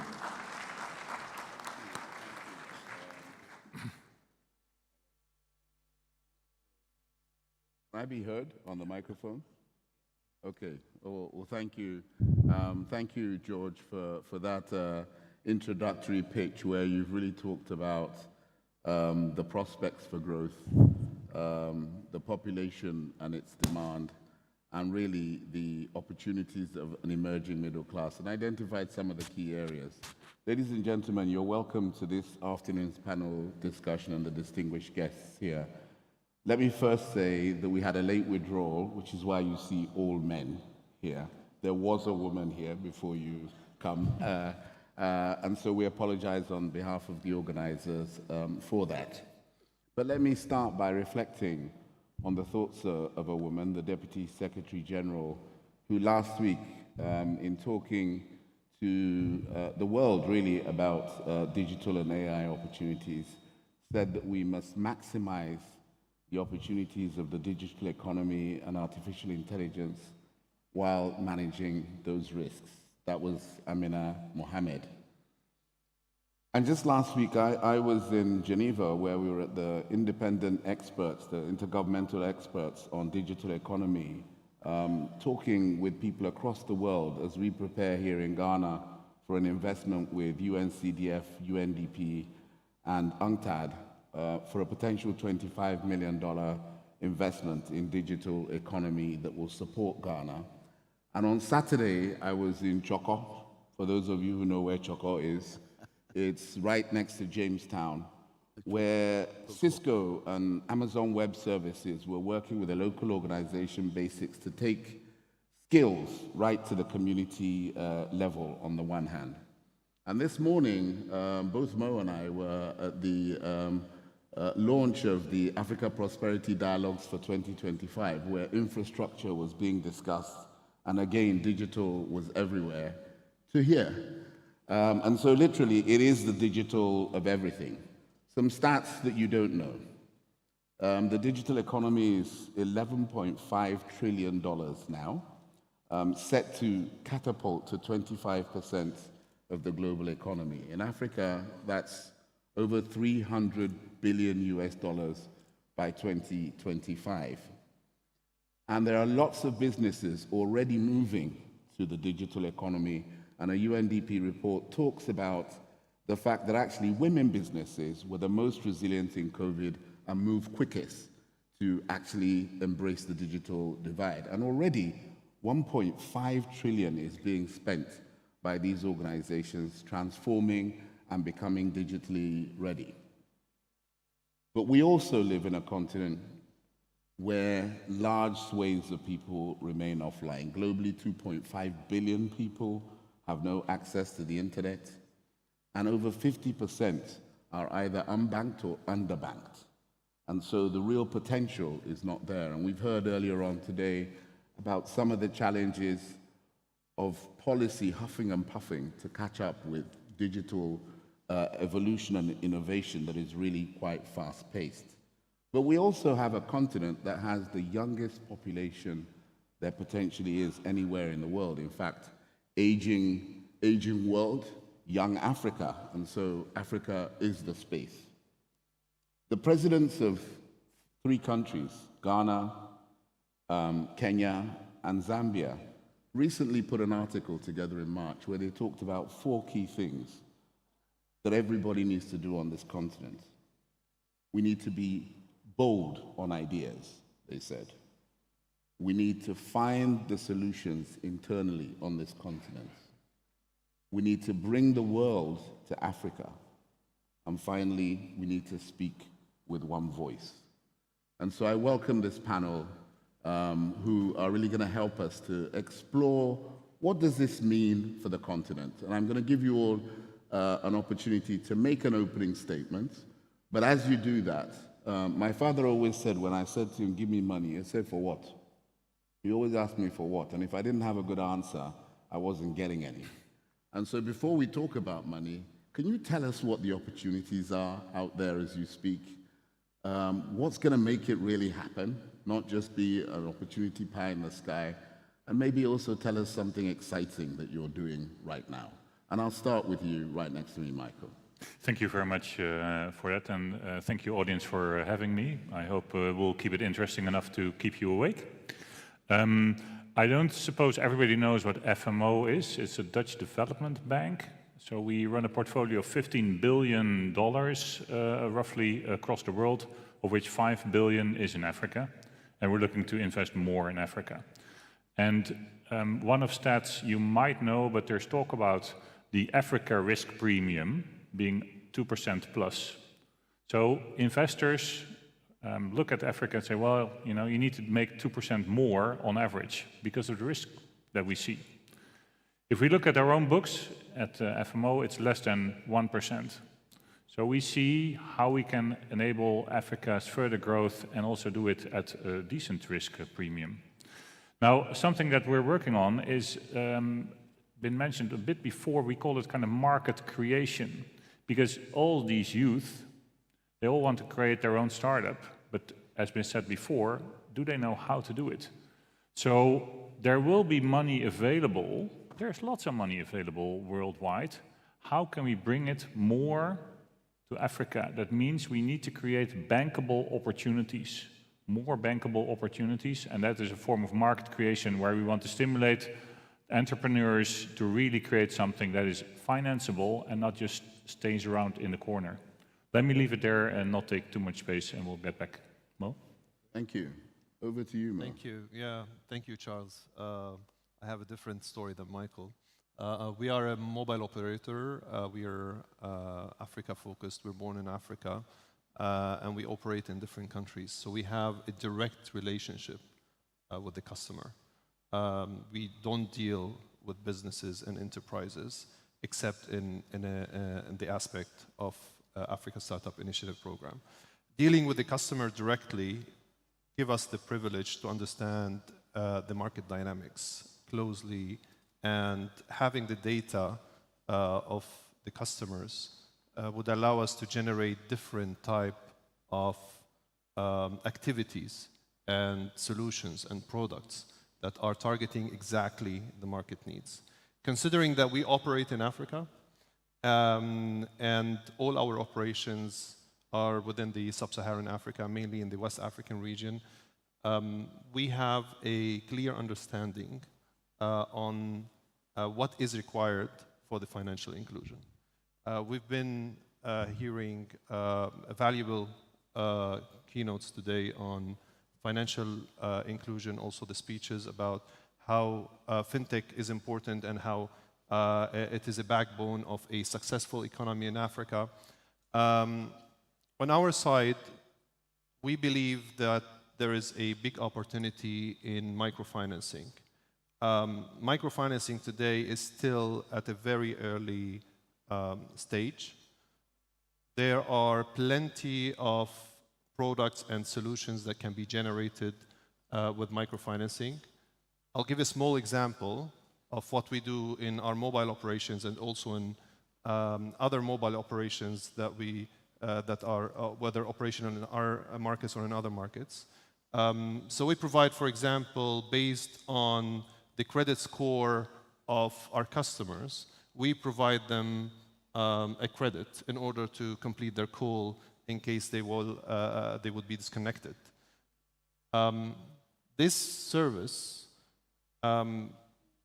actually worked on two aspects. One, the customer's data, and two, the credit scoring based on that data. And based on these two aspects, a product was identified targeting directly the customer. On our side, we thought, what if we worked on this data to generate other products, but not relatively to or directly related to the telecom service? We have, in the digitalization revolution now, we have plenty of products where customer data can be used in order to provide more micro-lending opportunities. For example, e-hailing services, OTT services. Many of the services that African population or big part of African population, especially the youth, are not having access to, could be developed and penetrated by creating these products. So we believe a lot in the microfinancing and micro investment products. We also believe in another area, which is the interoperability. We've heard His Excellency, the President of the Republic, speaking about interoperability. I think catching up on this subject would require development of platforms that would allow creating an environment for the interoperability to work, which is also an important aspect for the development of the fintech activities across the continent. Another maybe element that I would like to highlight is the authentication. Authentication is also an important area. It's yet underdeveloped on the continent, and there's a huge opportunity to be worked on as well.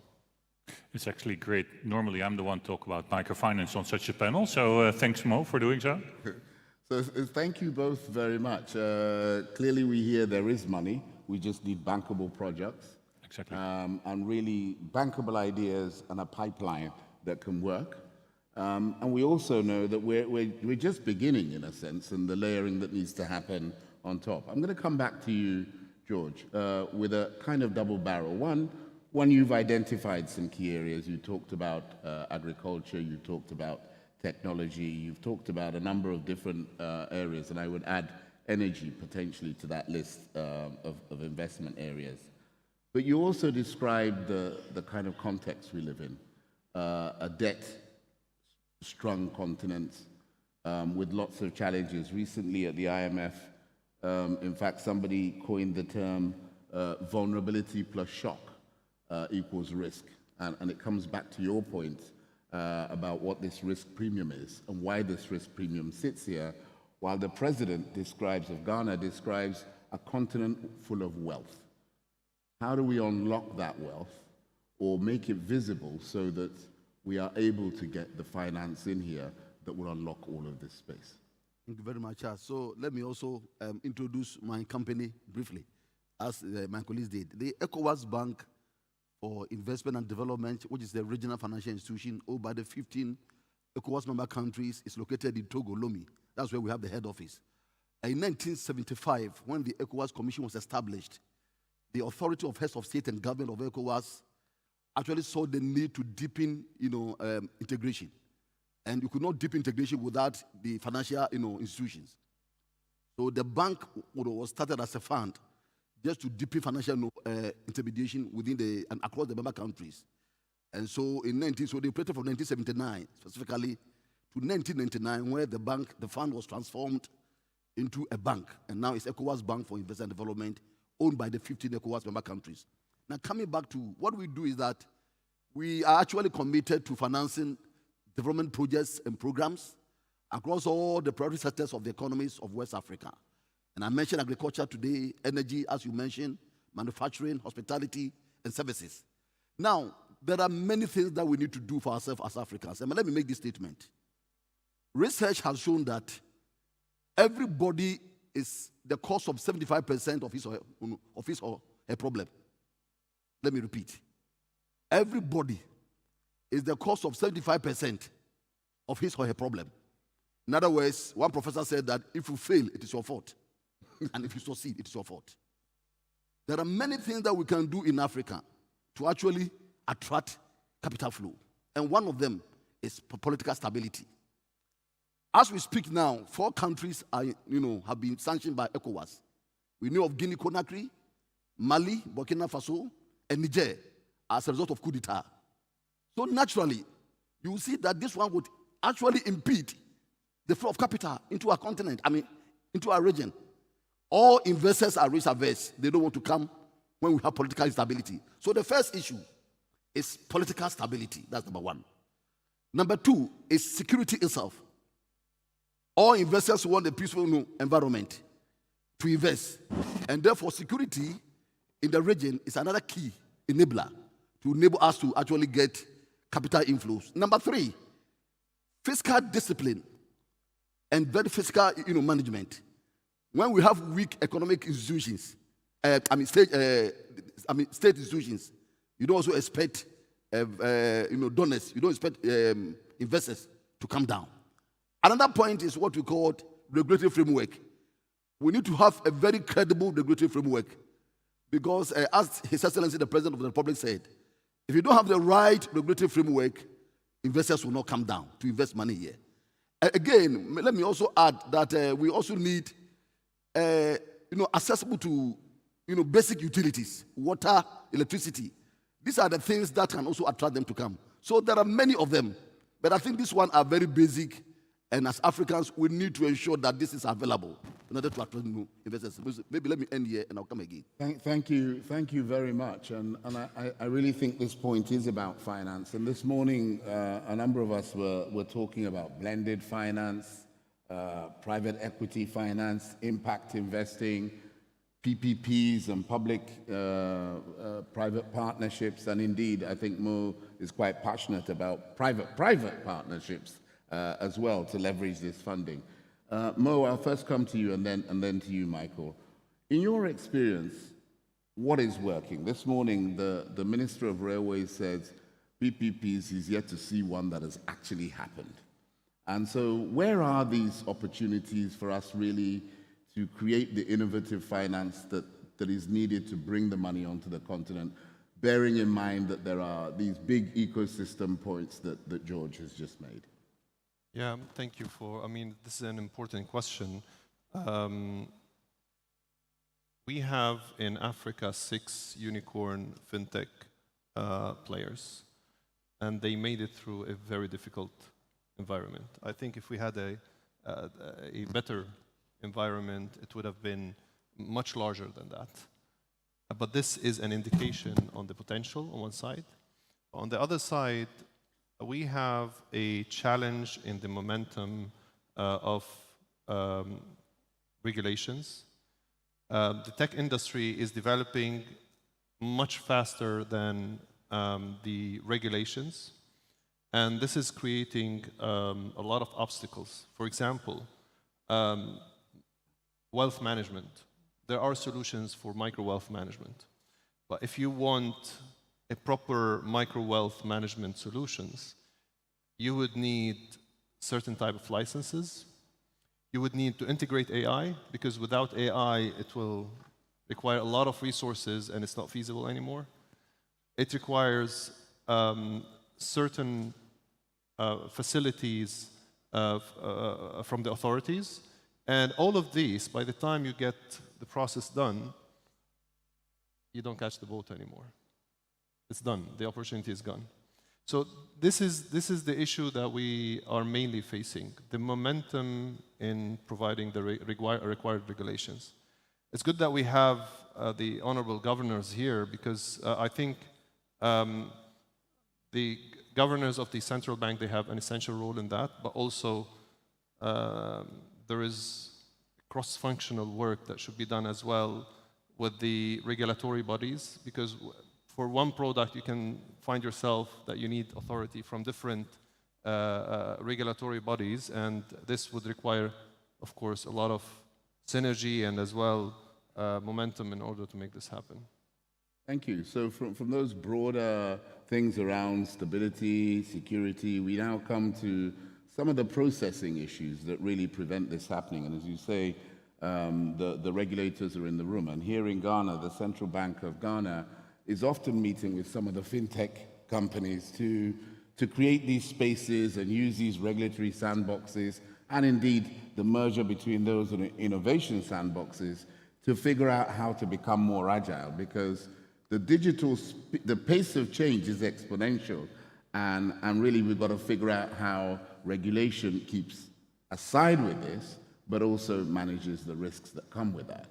And so perhaps as you come into this conversation, Michael, your thoughts on that, but also your thoughts on how, I guess, international development finance and multilaterals can play a stronger role in catalyzing and perhaps taking the risk that creates the space for private sector actors to operate. Thank you very much. So 2 points here. First, to the regulatory point, it's absolutely possible. Last year, we made the first, together with BII, the first foreign investment in Ethiopia after strong discussions with the regulator over there. So in these type of partnerships, a lot is possible if both parties really want, and I'm convinced that it's possible. A second point to kind of blended finance. Last year in the big climate conference in COP, we launched a new fund, which is over $1 billion, which is innovative because it does not leverage government money for a first loss. So the de-risking, and we talked about risk before, which is very important, we used a foundation to provide the de-risking.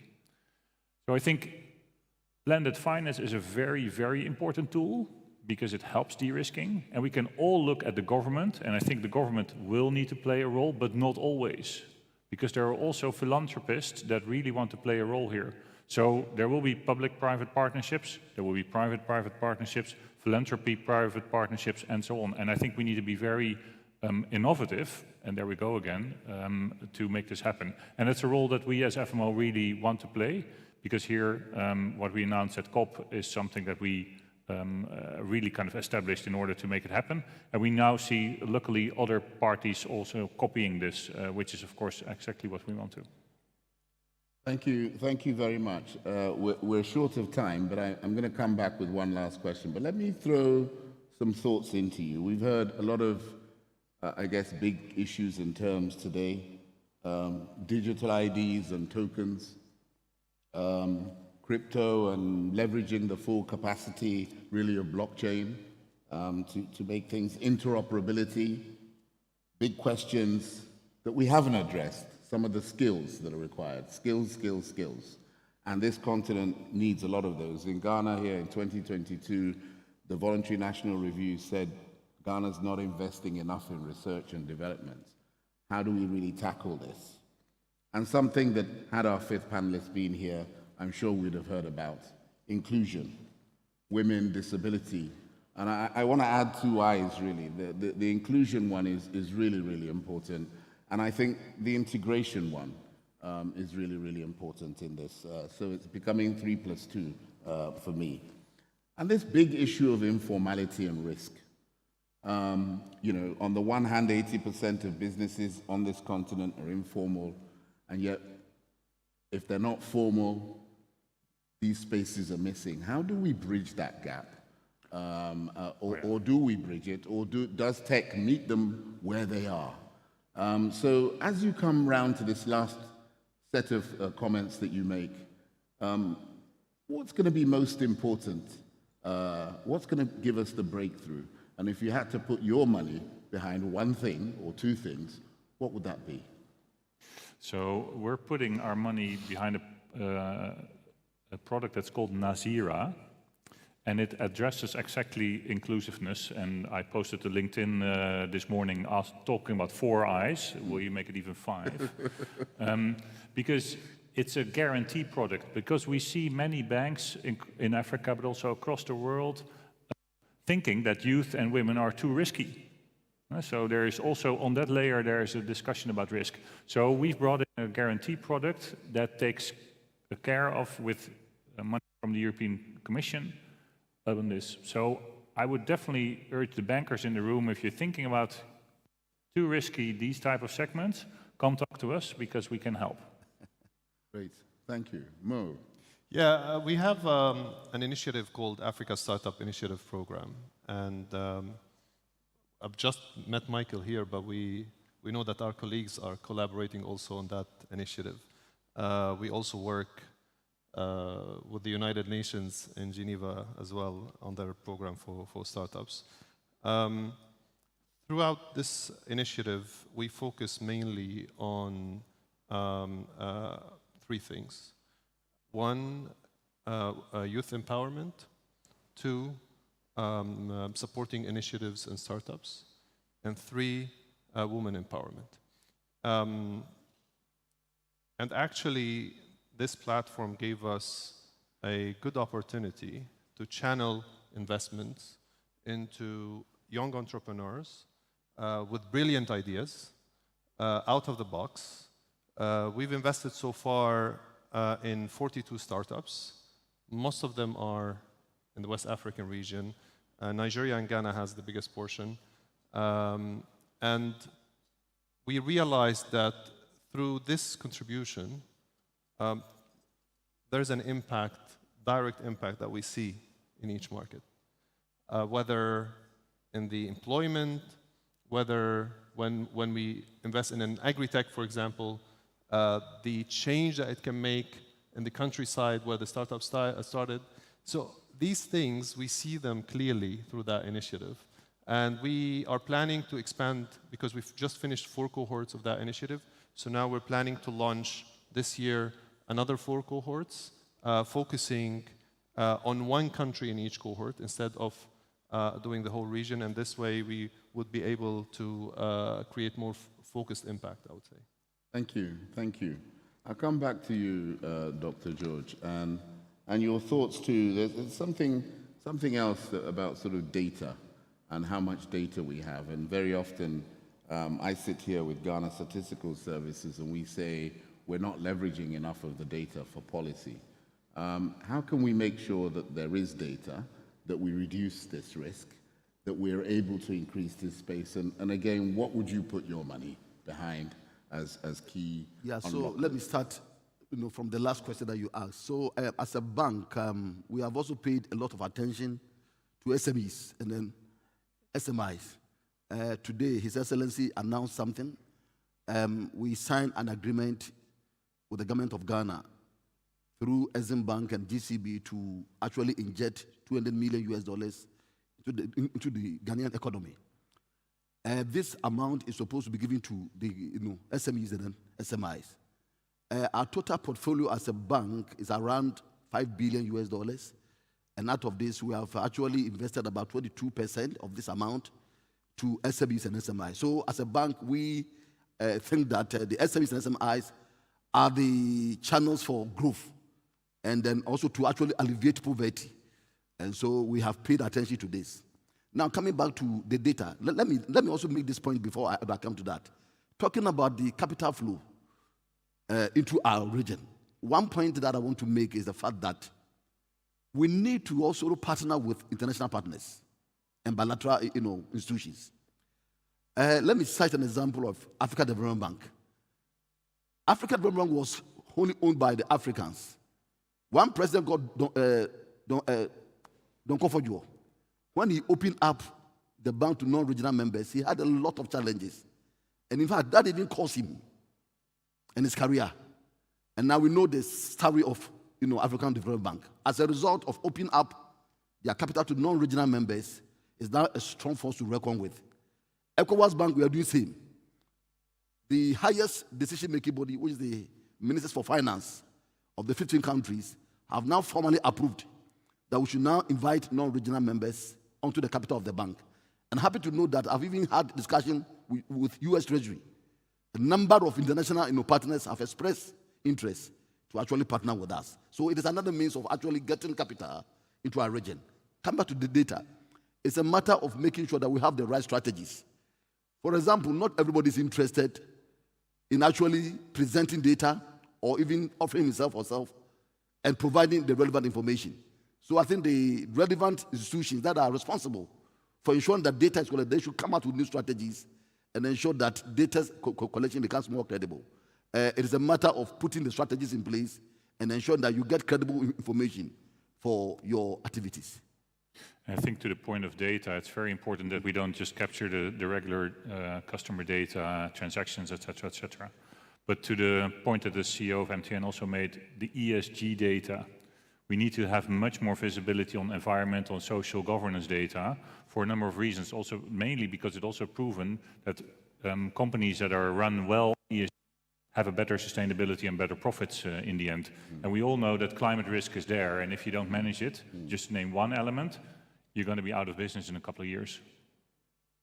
Thank you for bringing in climate just at the very end of that conversation. And we all know that digital offers huge opportunity and fintech to really leapfrog some of the challenges of a more traditional economy as this whole space grows. Let me thank you, panelists, for your thoughts and insights. Jerry, I'm not sure how you want to run the rest of this. Are we opening to the floor, or are they forever going to keep their silence? And let me apologize once more. I am sure that we would have had a wonderful contributor to really talk about issues of inclusion, particularly from a women's perspective, but no doubt on youth and disability as well. And I think some of those challenges have been responded to in the way that Michael spoke to this. So over and back to you, Jerry, for the next steps. Ladies and gentlemen, if you may, a round of applause for this amazing panel. How about a group photograph together? And while they're that, ladies and gentlemen, we have just one more panel to go. They will do the justice in 30 minutes. I promise you that. In the meantime, may I bring to the attention of the following person. You're needed at the front. The protocol team would like to see you. The Director for ICT and Governance from the Bank of Zambia. If you're here, the protocol team would like to meet you outside. Thank you very much. Coming up now are two short videos preceding the last panel. Please enjoy, and I'll see you soon. I'm very sorry not to be with you personally today, but I'm honored to have the opportunity to join this extremely important convocation virtually. Sorry to miss out on what I expect to be a very exciting set of engagements for the next several days, but I know that you will carry on with an outstanding set of discussions to build on the tremendous momentum that we feel building in Africa, and that I hope Standard Chartered can contribute to in every possible way. We're very honored to be associated with the 3i Africa Summit. Innovation is at the heart of everything that we do in our organization. We innovate to unlock opportunities where they matter most, both for our clients and our communities.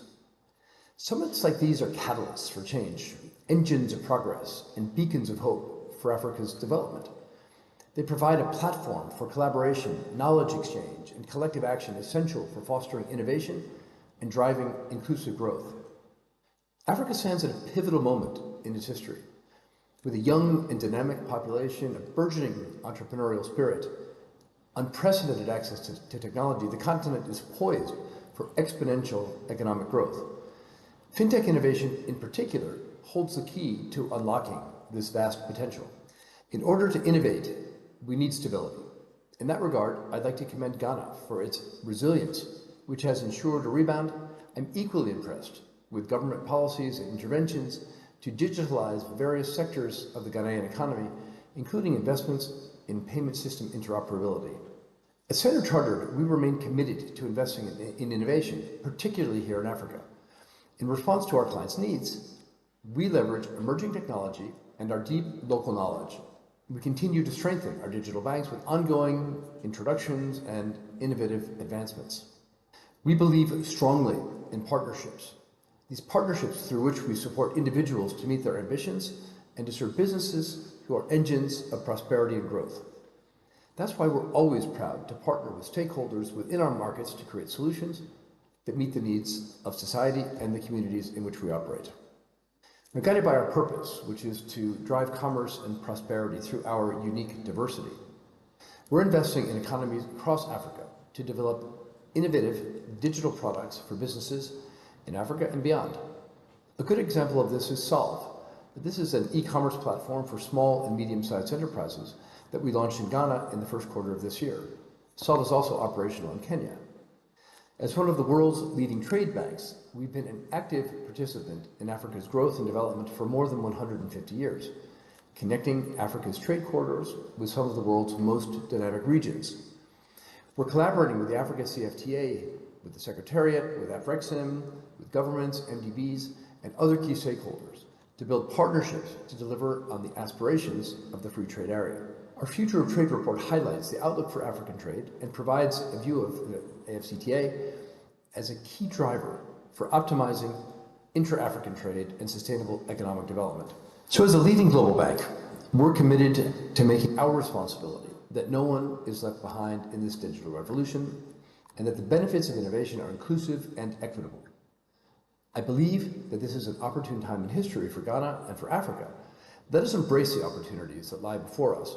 Let's work together to build a great continent. Together, we can unlock Africa's potential. We can unleash the tremendous creativity amongst the population. We can empower the people to shape their own destiny. I wish you all a great summit, and thank you very much for having me. Bye-bye. President Akufo-Addo of Ghana, Your Excellencies, and distinguished guests, my congratulations on the launch of the 3i Africa Summit. This is an occasion.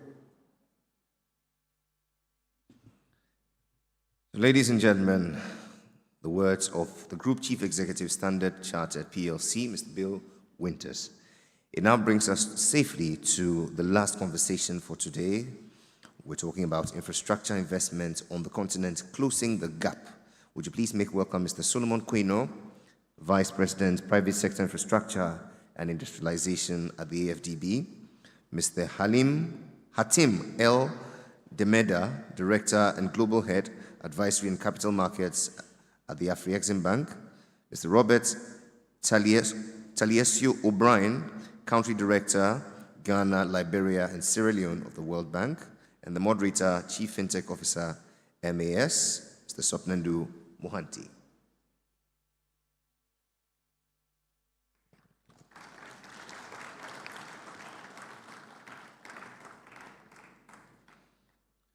Mr. Mohanty, since you're the moderator and you're the one setting the context, I hand over to you. Okay, thank you.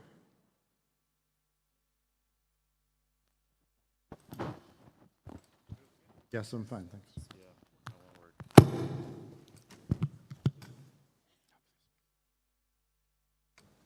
I can go.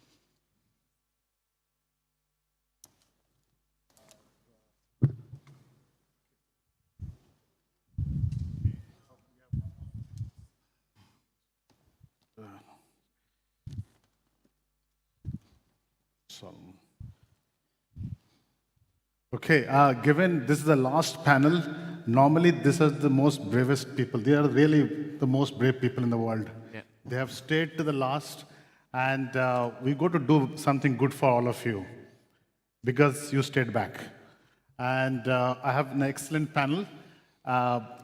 What we'll do now is that instead of talking about general, about funding gap, which we'll do as an opening, we're going to talk about how to get to a point to close this gap. So we'll talk more about execution, how to get it closed, how to work towards ensuring the continent gets the funding it needs to be part of the future digital economy. So that's what we'll do today in next 20, 30 minutes. So what I'm going to do, ask all the panelists to give a short 2 minutes overview based on your respective institutional strength on about Africa's funding gap. I think that's the thing. We assume that there's a gap. There's a $100 billion gap somewhere. You look at different statistics. So give us a sense. Why don't I start with you and we go to the end? Oh, okay. Thank you very much. I mean, we've all heard the African Development Bank statistics. The infrastructure need is 130 to 170 billion a year. Through ODA and private sector and other sources. the gap is about 70 to 110 billion dollars. And this cuts across all infrastructure: energy, transport, water, telecoms. Okay. Okay. But what's more important is really how well we address the gap. And so I look forward to, the conversation on how we address the gap, but that's the gap. And that gap has been actually worsened as a result of COVID, for one. We began to see how important digital infrastructure is, because the digital economy was so important to survival during the COVID period. But we now have the global public good of climate change. And this is really what is pushing, at least all of us here from the multilateral world, our shareholders, the G7, the G20, are pushing us to actually do more with what we have.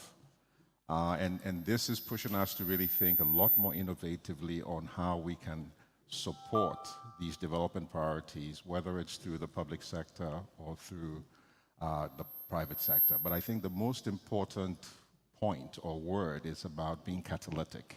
In other words, our dollar, at least for those of us that are AAA, can be leveraged 4 to 5 times. And so now we have to think about not just leveraging our balance sheet, but how we actually use guarantees to catalyze the sorts of development results we want. I'll stop there.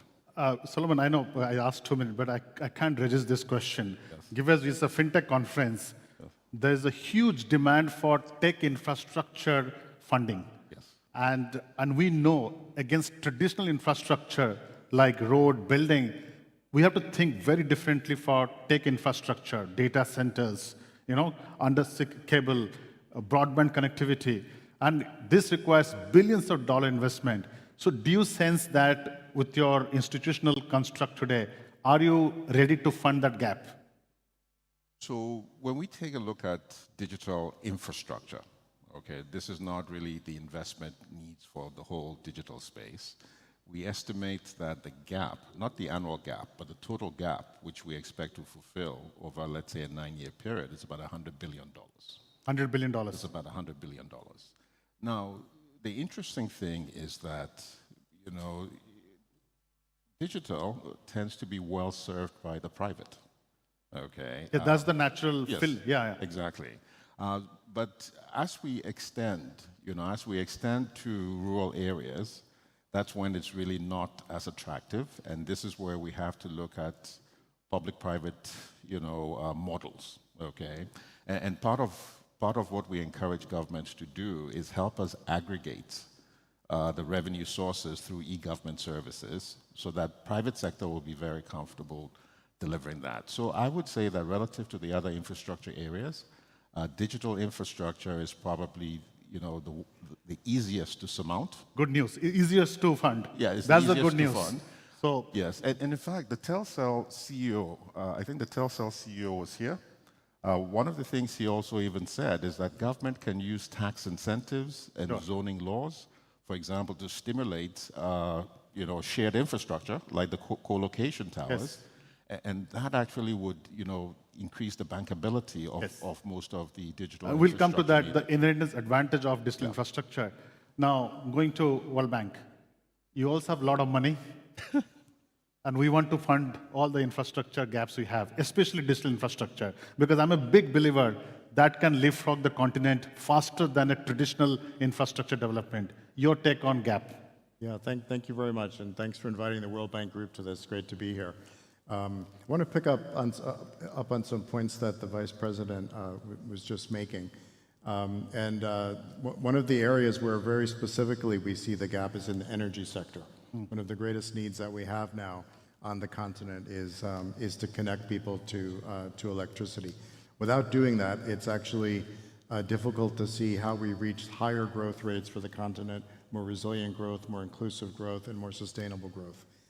So just to give a couple of numbers here, in West Africa, there's one of the lowest rates of electricity access in the world. Only about 42% of the total population have access to electricity. And in the rural areas that you were just mentioning, it's only about 8%. So we also need to take into account, we definitely want to keep pushing at the frontiers of technology, but we also need to keep going on the foundations. And I think one of those foundations is absolutely access to energy. There are only, in West Africa and Central Africa, there are only 3 countries on track to meet the goal of universal electricity access by 2030. So at this pace, there would be 263 million people left without electricity in 10 years, right? So in order to innovate and develop and apply the new technology, we certainly need electricity. Now, Ghana is an exception. Ghana electricity access is about 88%, so one of the best in the region. But if you take the 2 other countries in the neighborhood where we also work, Sierra Leone access is 36%. Liberia access is only 25% of the population. So from our side, we're very excited to be partnering as well with the African Development Bank, a new initiative launched in April in Washington at the spring meetings, where the 2 banks announced we would have the number of people in Africa living without electricity by 2030. So we're committed together to connect at least 300 million more people to electricity by 2030. The World Bank Group will cover about 250 million people through distributed renewable energy systems and also the distribution grid, while the African Development Bank will cover about 50 million, and we'll just keep going from there. But that's a new initiative that we're really excited about. You also were mentioning the environmental aspect to this. So just one last point, if I could, on greening the energy supply. So, despite significant renewable energy potential, and that the President mentioned earlier today, there's still a lot of reliance on thermal and imports, which represent the bulk of installed capacity, for example, in Ghana. So good progress again, but we need to keep pushing on that. So I think the challenge is clear. We need more electricity to propel more innovation. Bob, let me tell you, you brought the electricity point. By 2030, 1/3 of world's energy will be burned by data centers. 1/3 of world energy, data centers will consume. And we need very innovative technology to reduce energy consumption by the data centers. And electricity, the way data center burn is they just take every possible sources. With quantum computing coming, with artificial intelligence coming, they're going to burn more energy. The demand for electricity will just go to the roof. Guess what? I was in Australia, and somebody called me and told me, come and see this latest computing machine. And I went to that center, and they are working on technology to reduce electricity consumption. Guess what? How they're reducing? They're having baby oil. They're putting the machine in the baby oil, and the machine doesn't need any electricity to fuel air condition. No, so they're running high-end machine in a data center with 0 air conditioning and 0 fan. The machines are running inside baby oil. So there's one way to fund a lot of baby oil. Maybe you can try. So that's how to think about innovative financing. Coming back to you, AfCFTA Bank, you are a private sector in some sense. So your tech, how do you see the funding gap? Well, I'll tackle this question from a different perspective. Taking it narrowed down because I lead the advisory and capital markets in AfCFTA Bank, so I will try to look at the gap from the practice perspective. I'll just start by thinking of the very basic definition of what is the infrastructure gap. So technically, this is the difference between the required infrastructure and the current economic infrastructure. So we just take it down to the country level and start noting what is it for the specific country. Is it economic gap that this is a needed infrastructure just to foster the GDP to reach a specific growth level, or that's a strategic infrastructure gap that caters for society uplift? As such, we'll zoom into the society with the impact for the infrastructure needs, or that's functional in a sense of it satisfies a demand, such as electricity grid at peak times. So technically, the gap from a theoretical perspective, we can get it from all the research papers. But for us, when we zoom into the very specific part of it, we zoom into the country and see the motives and put the priorities and start working on the project level. Thank you. You know, you talk about to zoom in and understand the structure. So let's get into the next 10 minutes, how to solve this problem. So I will start with Solomon. We talked about public-private partnership to fund this gap. Is there any, you can share with us some steps? How do we get there? Just tell us some practical way to get there. I mean, every country in Africa has a technology sovereign wealth fund. Sorry, technology? Sovereign wealth fund. Okay. It's called the Universal Access Fund. Okay. Where 1%, 2% of really total revenues in the technology space, which has been profitable, is actually accumulated and supposed to be used really for public contribution to PPPs, but also to deliver services to the base of the pyramid. We can securitize that. Okay. Yeah, we can securitize that. And that way we can bring forward a lot of the funding needs. And we can do this against, monies that have been accumulated, but also monies that will be made going forward. So I think that's going to be one of the ways in which we can rapidly fund the PPPs.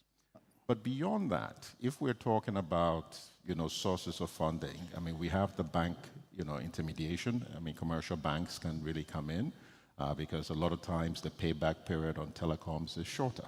So they can come in with their shorter deposits. Then we also have the capital markets in Africa. We need to develop the capital markets in Africa. We estimate that, the assets under management from sovereign wealth funds, from pension funds, from life insurance companies is between $2 and $2.5 trillion, equivalent in local currency. I mean, we have the ability to use that AAA guarantee to just provide a first loss and begin to channel that funding. Absolutely. So as long as the underlying projects are bankable, okay, are structured well. That's the key. It has to be bankable. It has to be bankable. The funding will come. And, in the case of, the telecom space, we don't look for offtake agreements because these are contestable sectors, right? We're not, I mean, for a data center, it's mostly a B2B business, right? Even for ordinary, phone services, it's B2C. So it's not really like a power project where we need a single power purchase agreement and need to structure around it. The market can, the market will tell. So Solomon, let me, because you used a very good word, bankable projects. Yeah. When it comes to digital infrastructure, I think it is relatively easier to understand the bankable part of it. Let's say data center. The demand far outstrips the infrastructure to be put in place. By design, it is bankable. So in that condition, is it easy to get a financing in that public-private partnership construct? No, absolutely. But it's better to do it as an expansion project with a player that has demonstrated it can do it than somebody who's coming with an idea, right? So when it comes to, what I'm calling contestable sectors, as long as we're working with experienced parties, we're very willing to finance. Because even though the market, yes. I mean, even though we're going to make some estimation on the market potential. Solomon, I have two parts in my thinking. I have a startup part and as a public sector regulator part. Yes. I have some sympathy for people who have no experience. But there are people out there who have no experience. They have good ideas on tech sector. They have no chance if they have no experience. No, so if you're talking about the value-added services that would be built off the infrastructure, absolutely, we're willing to take a risk. That's more venture capital funding, right? I know, that's equity, VC fund coming. Exactly. We're willing to take the risk, and we'll estimate what our loss rates will be and what, the number of unicorns we would also make. So yes, we're willing to look at things on a portfolio basis when it comes to startups. Portfolio, yes. Yeah, yes. Absolutely. Now, I know we have limited time. I have to go to switch to multilateral financing. We have heard this word many, many times. Give a sense on this context of discussion. What are your thinking to get access to multilateral financing? Sure, thanks.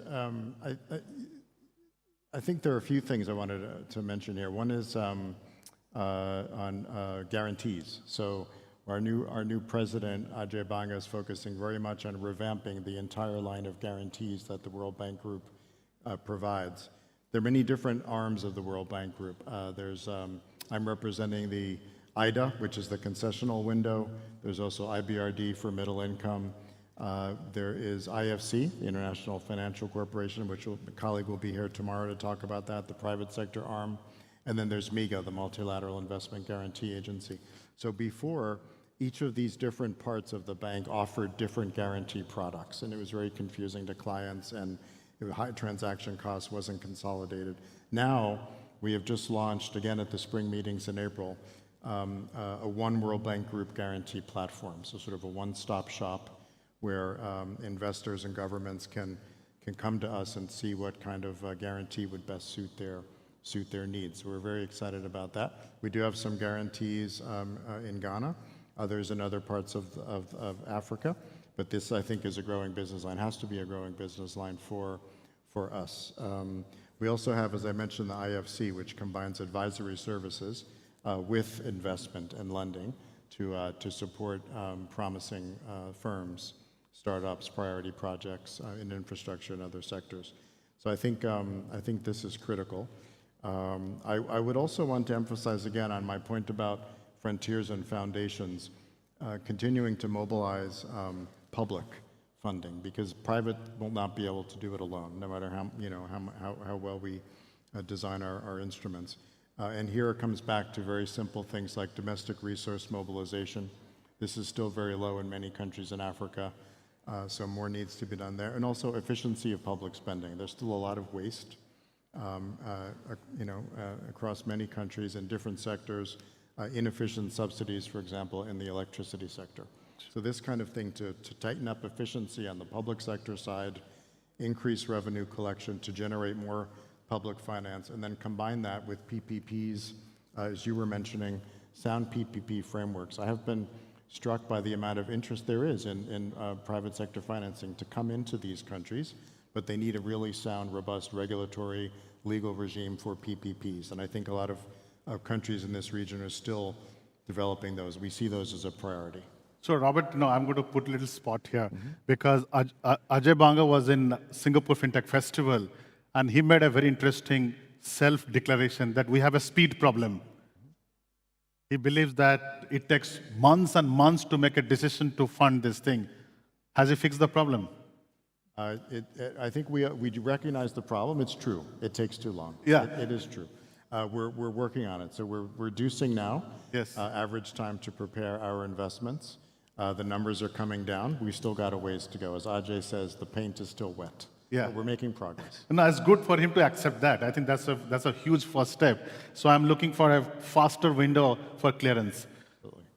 Now, I was just trying to be naughty with you now, but I just gave it up because you just came to a new job, so we'll give you some space here.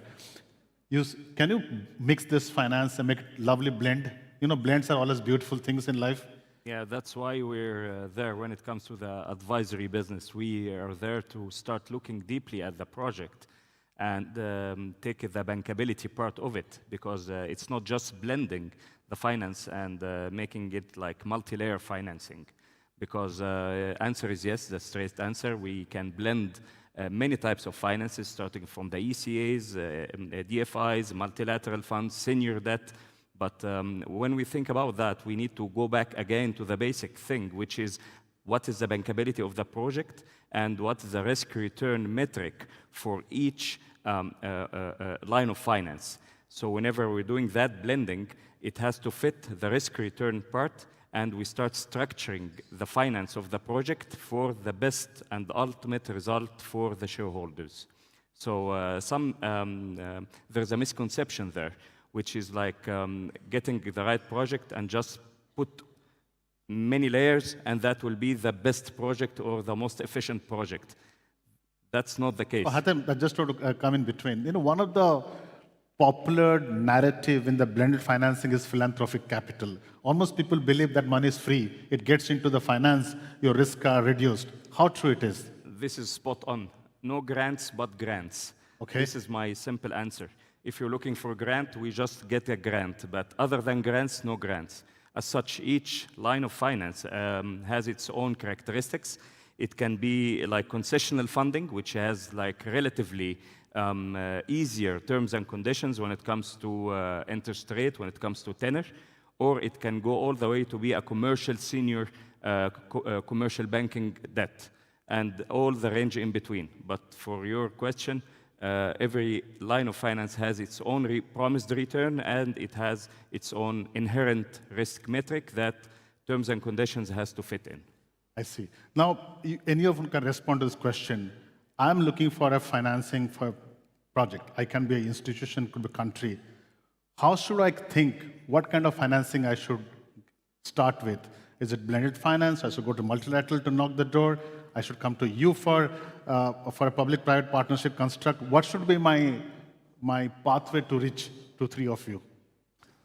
Okay, so I think the most important thing is to go through all the technical analysis to establish bankability or what it would take for bankability. So bankability has to be a first thought process. Yes, has to be the first, because if there's then a viability gap, funding needed, then we think of it that way. So I think the most important thing is to do all the technical, economic, financial analysis to establish bankability or where the gaps are. Then you approach us, all of us, because we're looking to actually support projects that have the impact, the sustainability, the ESG standards that are going to really be value adding to our communities. Then we would help think through how do we support that project. If it needs blended funding, well, if it's a climate, resilient project, or if it's really a climate change project, then we can go to the Green Climate Fund and apply for that. So I think the main thing is, for you as, a private person, come up with what makes sense. I see. Okay, don't come to us with a wish list. You come to us with a wish list. Somehow we believe that you have a lot of money. We do. We can also raise money from the capital markets, but we're AAA for a reason, because if we continue to that's the second part. You are AAA rated institution. Yeah. You expect some ROI, even if it's an impact project. Of course. So it's consistent with all of you, right? Yes, impact is not altruism. Fantastic. Okay. Yeah. You have the same discipline like a VC. They expect a return coming out of the... But you have some long patient capital, right? You can invest for a long time. Absolutely, absolutely. Unlike a VC which looks for a 3-year or 5-year return, you have a long horizon. Yes, we customize relative to the needs of the project to make sure the impacts are realized. So if that's going to be a 20-year facility for a 20-year asset, yes, there has to be some asset liability matching. You want to come in on this particular bankability? Do you have any comment on? This is a start. This is the initiation of the thing, because many times when we receive a project, it's just a good idea, but in practice, it does not provide what's in the idea. As such, bankability is the key. This is the initiation. This is how to get things started. Okay, we have, let's say, 7 minutes left. One of the questions I was thinking to ask you about the role of regulators, especially in digital infrastructure, public infrastructure, digital identity, payment infrastructure, data center tech. Do you see a role for regulator to make it easier for each of you to make this finance work? Maybe I can take a couple of minutes from each of you. What do you expect regulators to do to facilitate unlocking this capital? Maybe Solomon, start with you. I mean, so we tend to say that we want the regulators to have the right policy frameworks, provide certainty, but when it comes to the technology space, because it's fast evolving, we want them to be agile as well. No, regulators cannot be agile. I know, we want them to be agile. Oh, you want them agile, okay. Or to create things like the regulatory sandbox that allows for innovation while still, providing consumer protection. So, we just think that we need to move, when it comes to technology or the digital economy, there has to be a greater openness to the risk of innovation and not really a riskless approach. So regulators need to essentially hire some of the innovators to actually be advisors to them so that they know really when things are, just totally too creative. And that way, we benefit from innovation. And it's very important in the African context where we want to leapfrog, right? We want to use technology to leapfrog. So we have to be very open to innovation. In fact, to the point where we should be looking to innovate in Africa that can be exported to the rest of the world. This is a point that Tijan Dem of Partech, the Partech Venture Capital Fund, told me that, that's one of his big focus, to actually identify, tech and tech-enabled innovations in Africa, including fintech, that can actually start here and be exported to the rest of the world. I have indulged with this regulatory sandbox for the last 9 years. In fact, Singapore was the original construct of the sandbox. One thing I've realized, regulators have to make policy based on experimental outcome, cannot wait for 3 years, because technology is moving at a speed. Exactly. By the time you make a policy, that technology becomes legacy. Yes, I agree. So my question to you, a sub-question to you, that when it comes to financing a project under a certain sandbox construct, there is an element of risk, which I would request, is it something going to hinder your financing decision, or will allow you to have some risk-taking because it is in a sandbox framework? Because having that, there is an implicit assumption that it will not succeed also.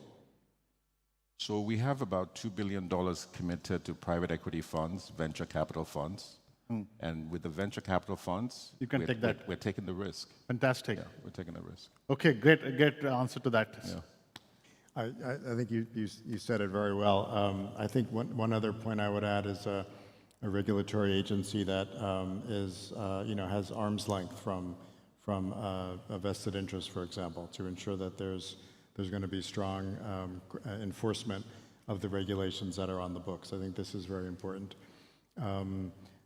Continuing to develop innovative approaches by partnering with others, say Singapore, for example, and others around the world. And one of the things that we can do in our capacities is bring in these kind of peer learning aspects from whether it's East Asia or South America or other parts of the continent here, to ensure that these lessons are being absorbed and piloted. And we actually see a lot of that in Ghana and other countries in West Africa. So I think we're in a good position in that space. So you actually made a good point, because there is some set of pre-investment required to get ready for that big project or big idea.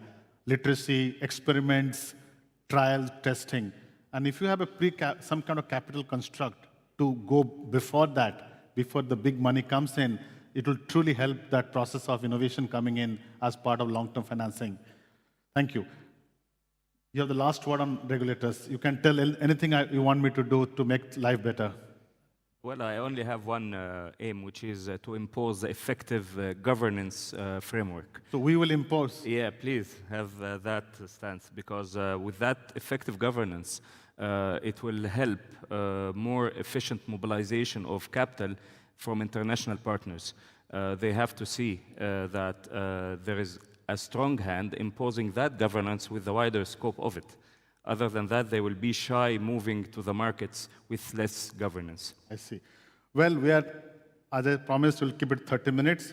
But before that, I have a personal request. I have come with a crazy idea of putting a brand new payment infrastructure with brand new ideas of tokenization and all kind of new stuff. So with K and with Central Bank of Ghana, we're conspiring to put some crazy idea. I'll come to each of you in months' time, and please help me to fund this for Africa. With that expectation, thank you very much. Well, come to us first. Let's make it bankable before going to any others. Okay, thank you very much. And by the way, I'm already putting equity risk capital in that venture, because we have given K indirect equity as well. We'll have sweat equity in that. Okay, so we have a lot of capital they're going to invest. Thank you very much. Sounding round of applause for them. A group photo together, panelists, and then we shall call it a day. But please, you two have stayed till the end. You deserve a resounding round of applause, please.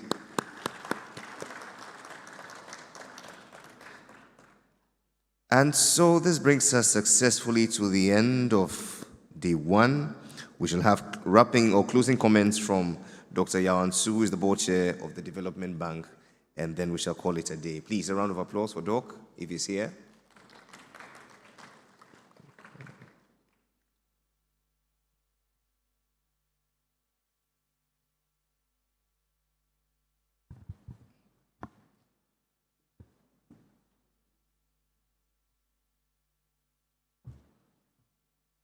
Thank you. I think after such a long day, you don't need.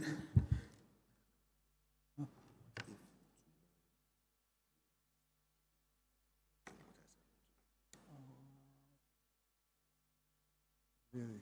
What time? What time do you start? What time do you start?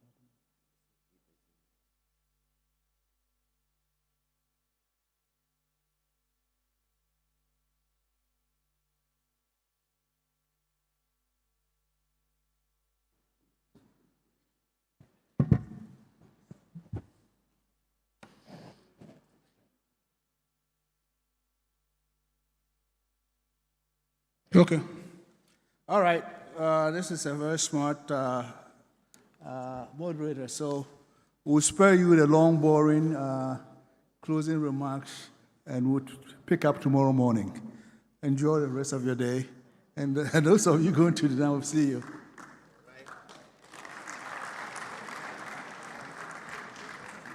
Coming together is just the beginning. Staying together is progress. But ladies and gentlemen, working together is what will ensure the success. Let us meet tomorrow at exactly 8:30 to begin on a high. The Vice President of the Republic will set the tone for us.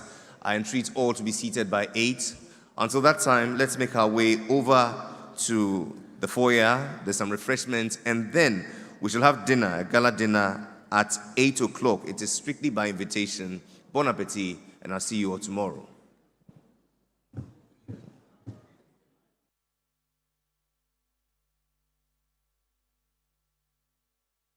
And the discussions enriching. Please don't forget to complete your feedback form before you leave. Thank you. 1, 2.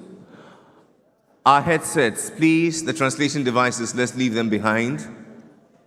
Let's leave all the translation devices behind. Thank you very much for your cooperation. Thank you for participating in our conference. We hope you found the sessions informative and the discussions enriching. Please don't forget to complete your feedback form before you leave. Safe travels, and we look forward to welcoming you to our next event. Thank you for participating in our conference. We hope you found the sessions informative and the discussions enriching. Please don't forget to complete your feedback form before you leave. Safe travels, and we look forward to welcoming you to our next event. Thank you for participating in our conference. We hope you found...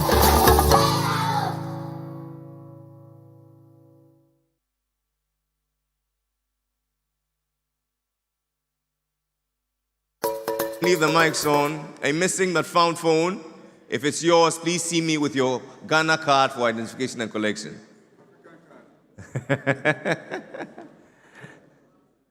The phone has been found, the owner is missing. Please, if it's yours, see me for collection. You own? Yes, You sure? Yes, Eh? What if I honest, what I go see? You go see my picture.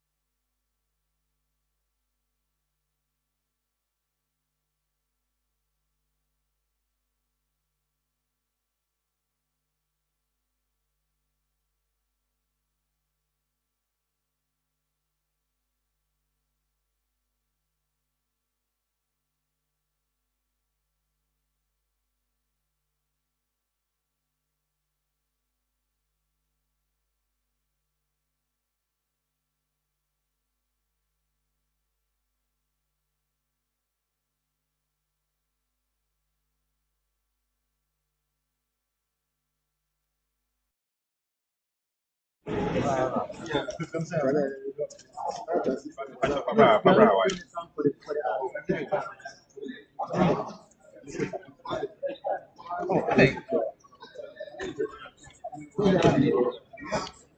How about you finish?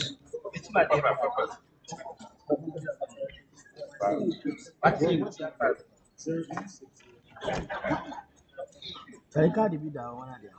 Minimum. I do be said.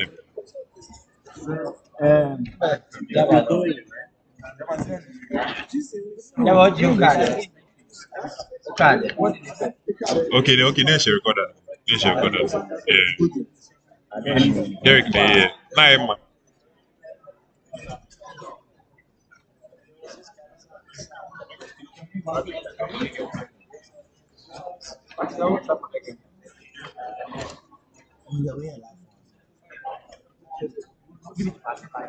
Party. Chale, nunca casei na party, vai. Chale, casa, não pode ouvir a minha party. Oh, o banho não é. Ok, vai na porta.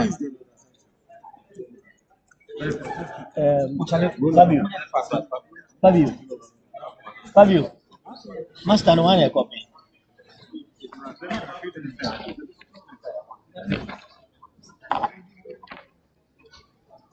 Nanges, Ojo card.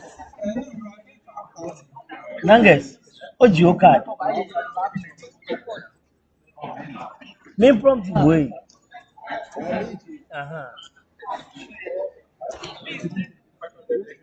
Chale casa kena makan. Ningbelo. Chale ba master mix.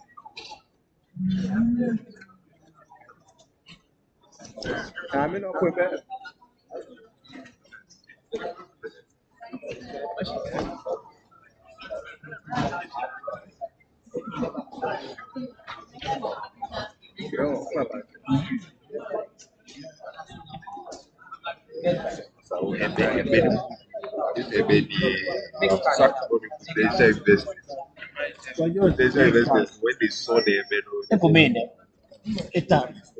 Derek. Derek and Ifewe. Now where did Derek and Ifewe? Derek, where did the first card? No, that be the one I did. So one day, then one day. Chalemo. First card.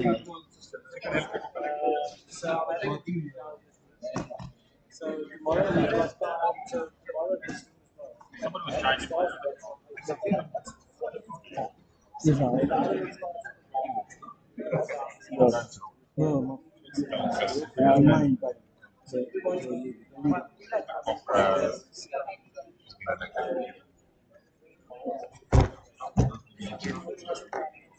Every day you say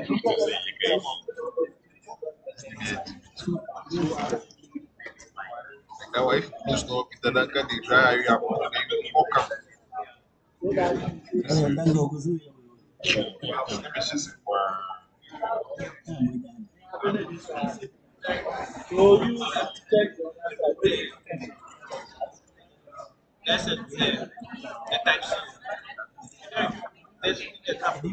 this one. Yeah, I want to. Okay. Yes. On to know. On the course of you. Say C2US. But see to see me faster. Are you use them? Oh, okay.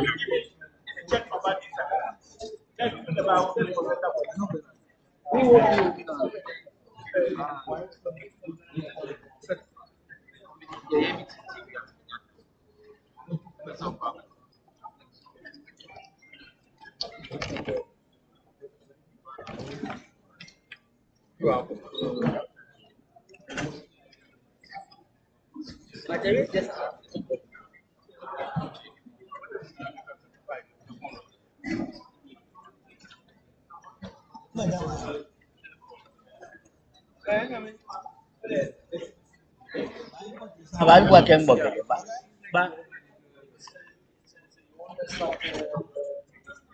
Power is what kembo boju. So he Well, second, Utani Hamsa.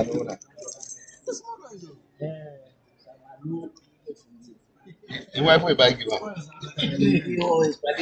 The wife compensate up. Yeah, the wife compensate. You know, let's go. Let's go. Me. You wife. Run off, baby. Run off. Okay, go by yourself. Why have carried it? Tapi American say mona traffic ni abi. Yejemen. Isumo ke moko ha me ni sumo trade sumo bra. Maybe there. Maybe go and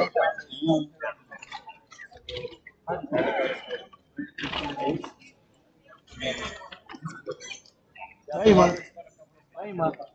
Slap ya mana? Slap ya. Laptop. Nagamu.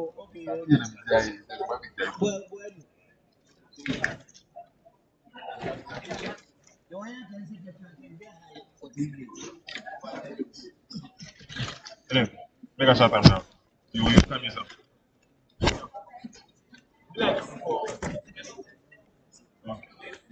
Make I do that and send to myself. Adam.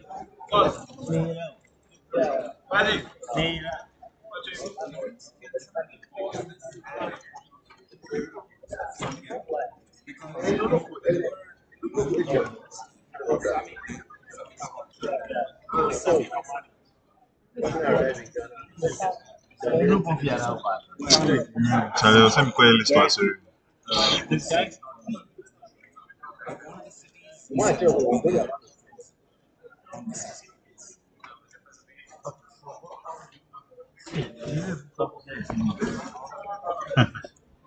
I'm coming.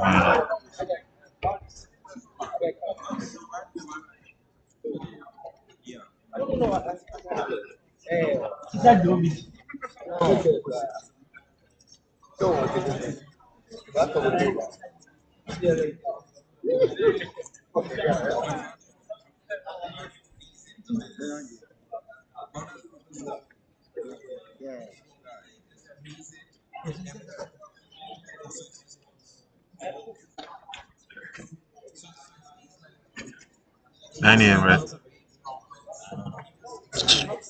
You the thing you did do. Say, over no one to us.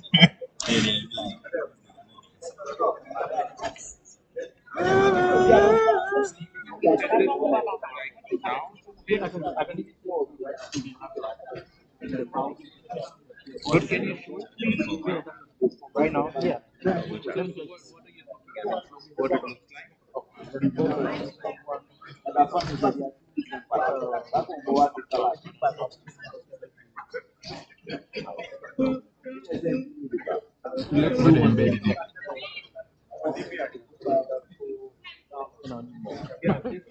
Yeah, let me fill up.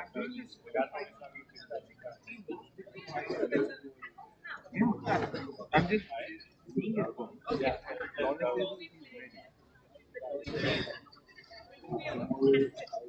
When can we test this there?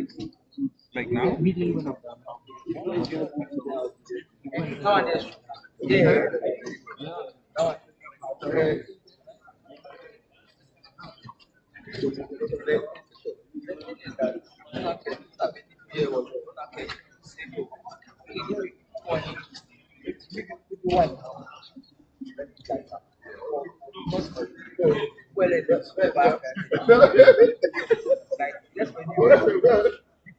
Mama, all that's it. No, what one? Okay, well, okay, that's good.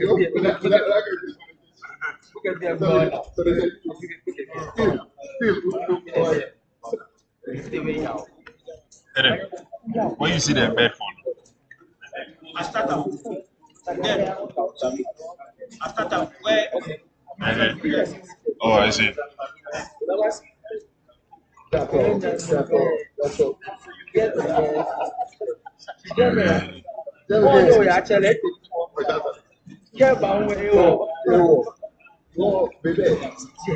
That's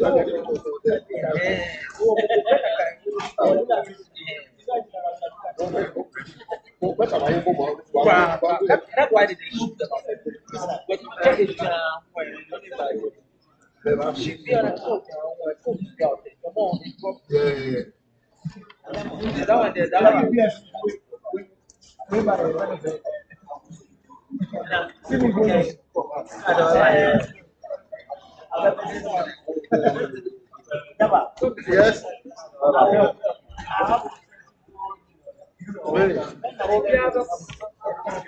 There is the other job. Oh. You see how? Yeah, I see. Yes, I will start live. But I won't go live now.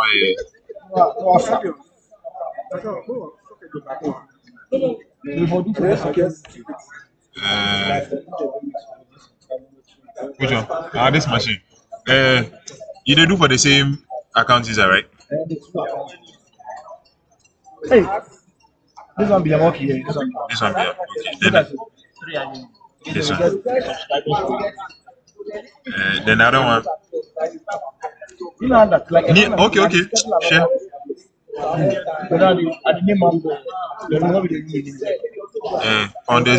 Founders peak. Bro, what will help if you put there early? Yeah, good. Well, if Alex left, I go join her. So I go. Or he stand big heights. He do stand big heights. 1,000, you pay 1,000 and run. Ubeja ohako sisi ya.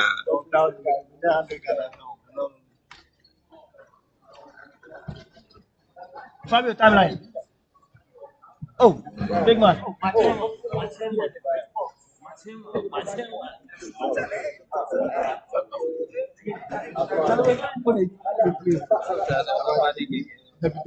No. Wait, yeah, actually, you're right. Benjamin You did know the drop part. Benjamin did this Monday. He was in a rush. You can't take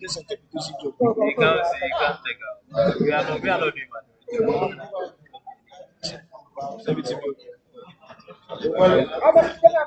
That's your camera. You know the MBC. The man can't give me money. Oh no, but it's David can't give us no. You know that player. You try down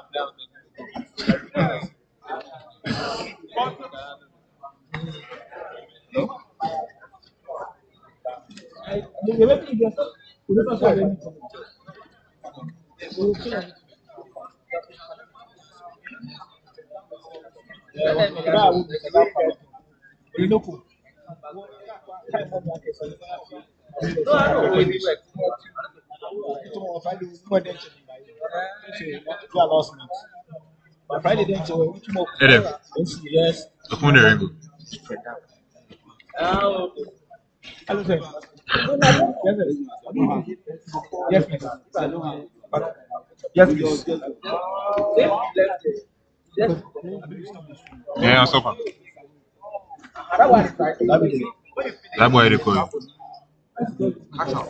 So if them go there, then go see today video. Tomorrow morning, then I go update. In case anybody wants to go and watch it You know, send me my. Yeah. Come and see you.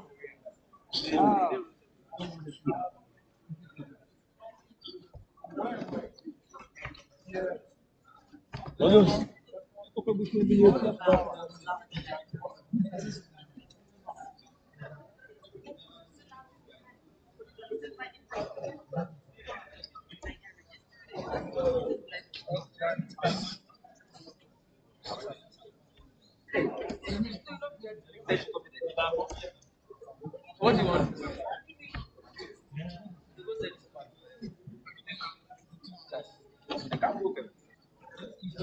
He go come here. Go come.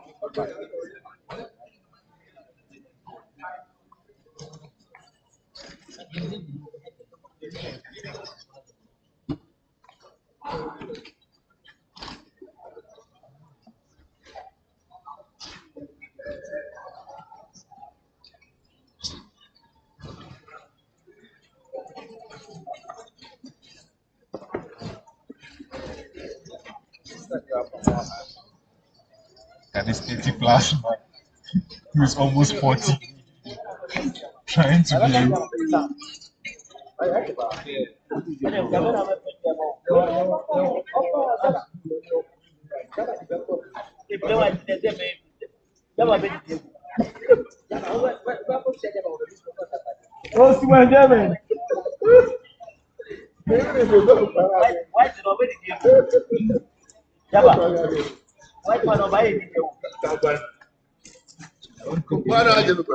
Tennis cable, I forget plenty for you.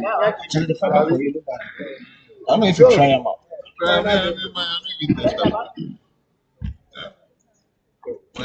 You need the internet for you. I want to be the Party.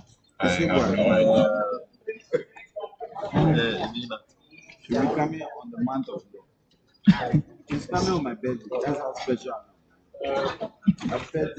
So you still do the WhatsApp link?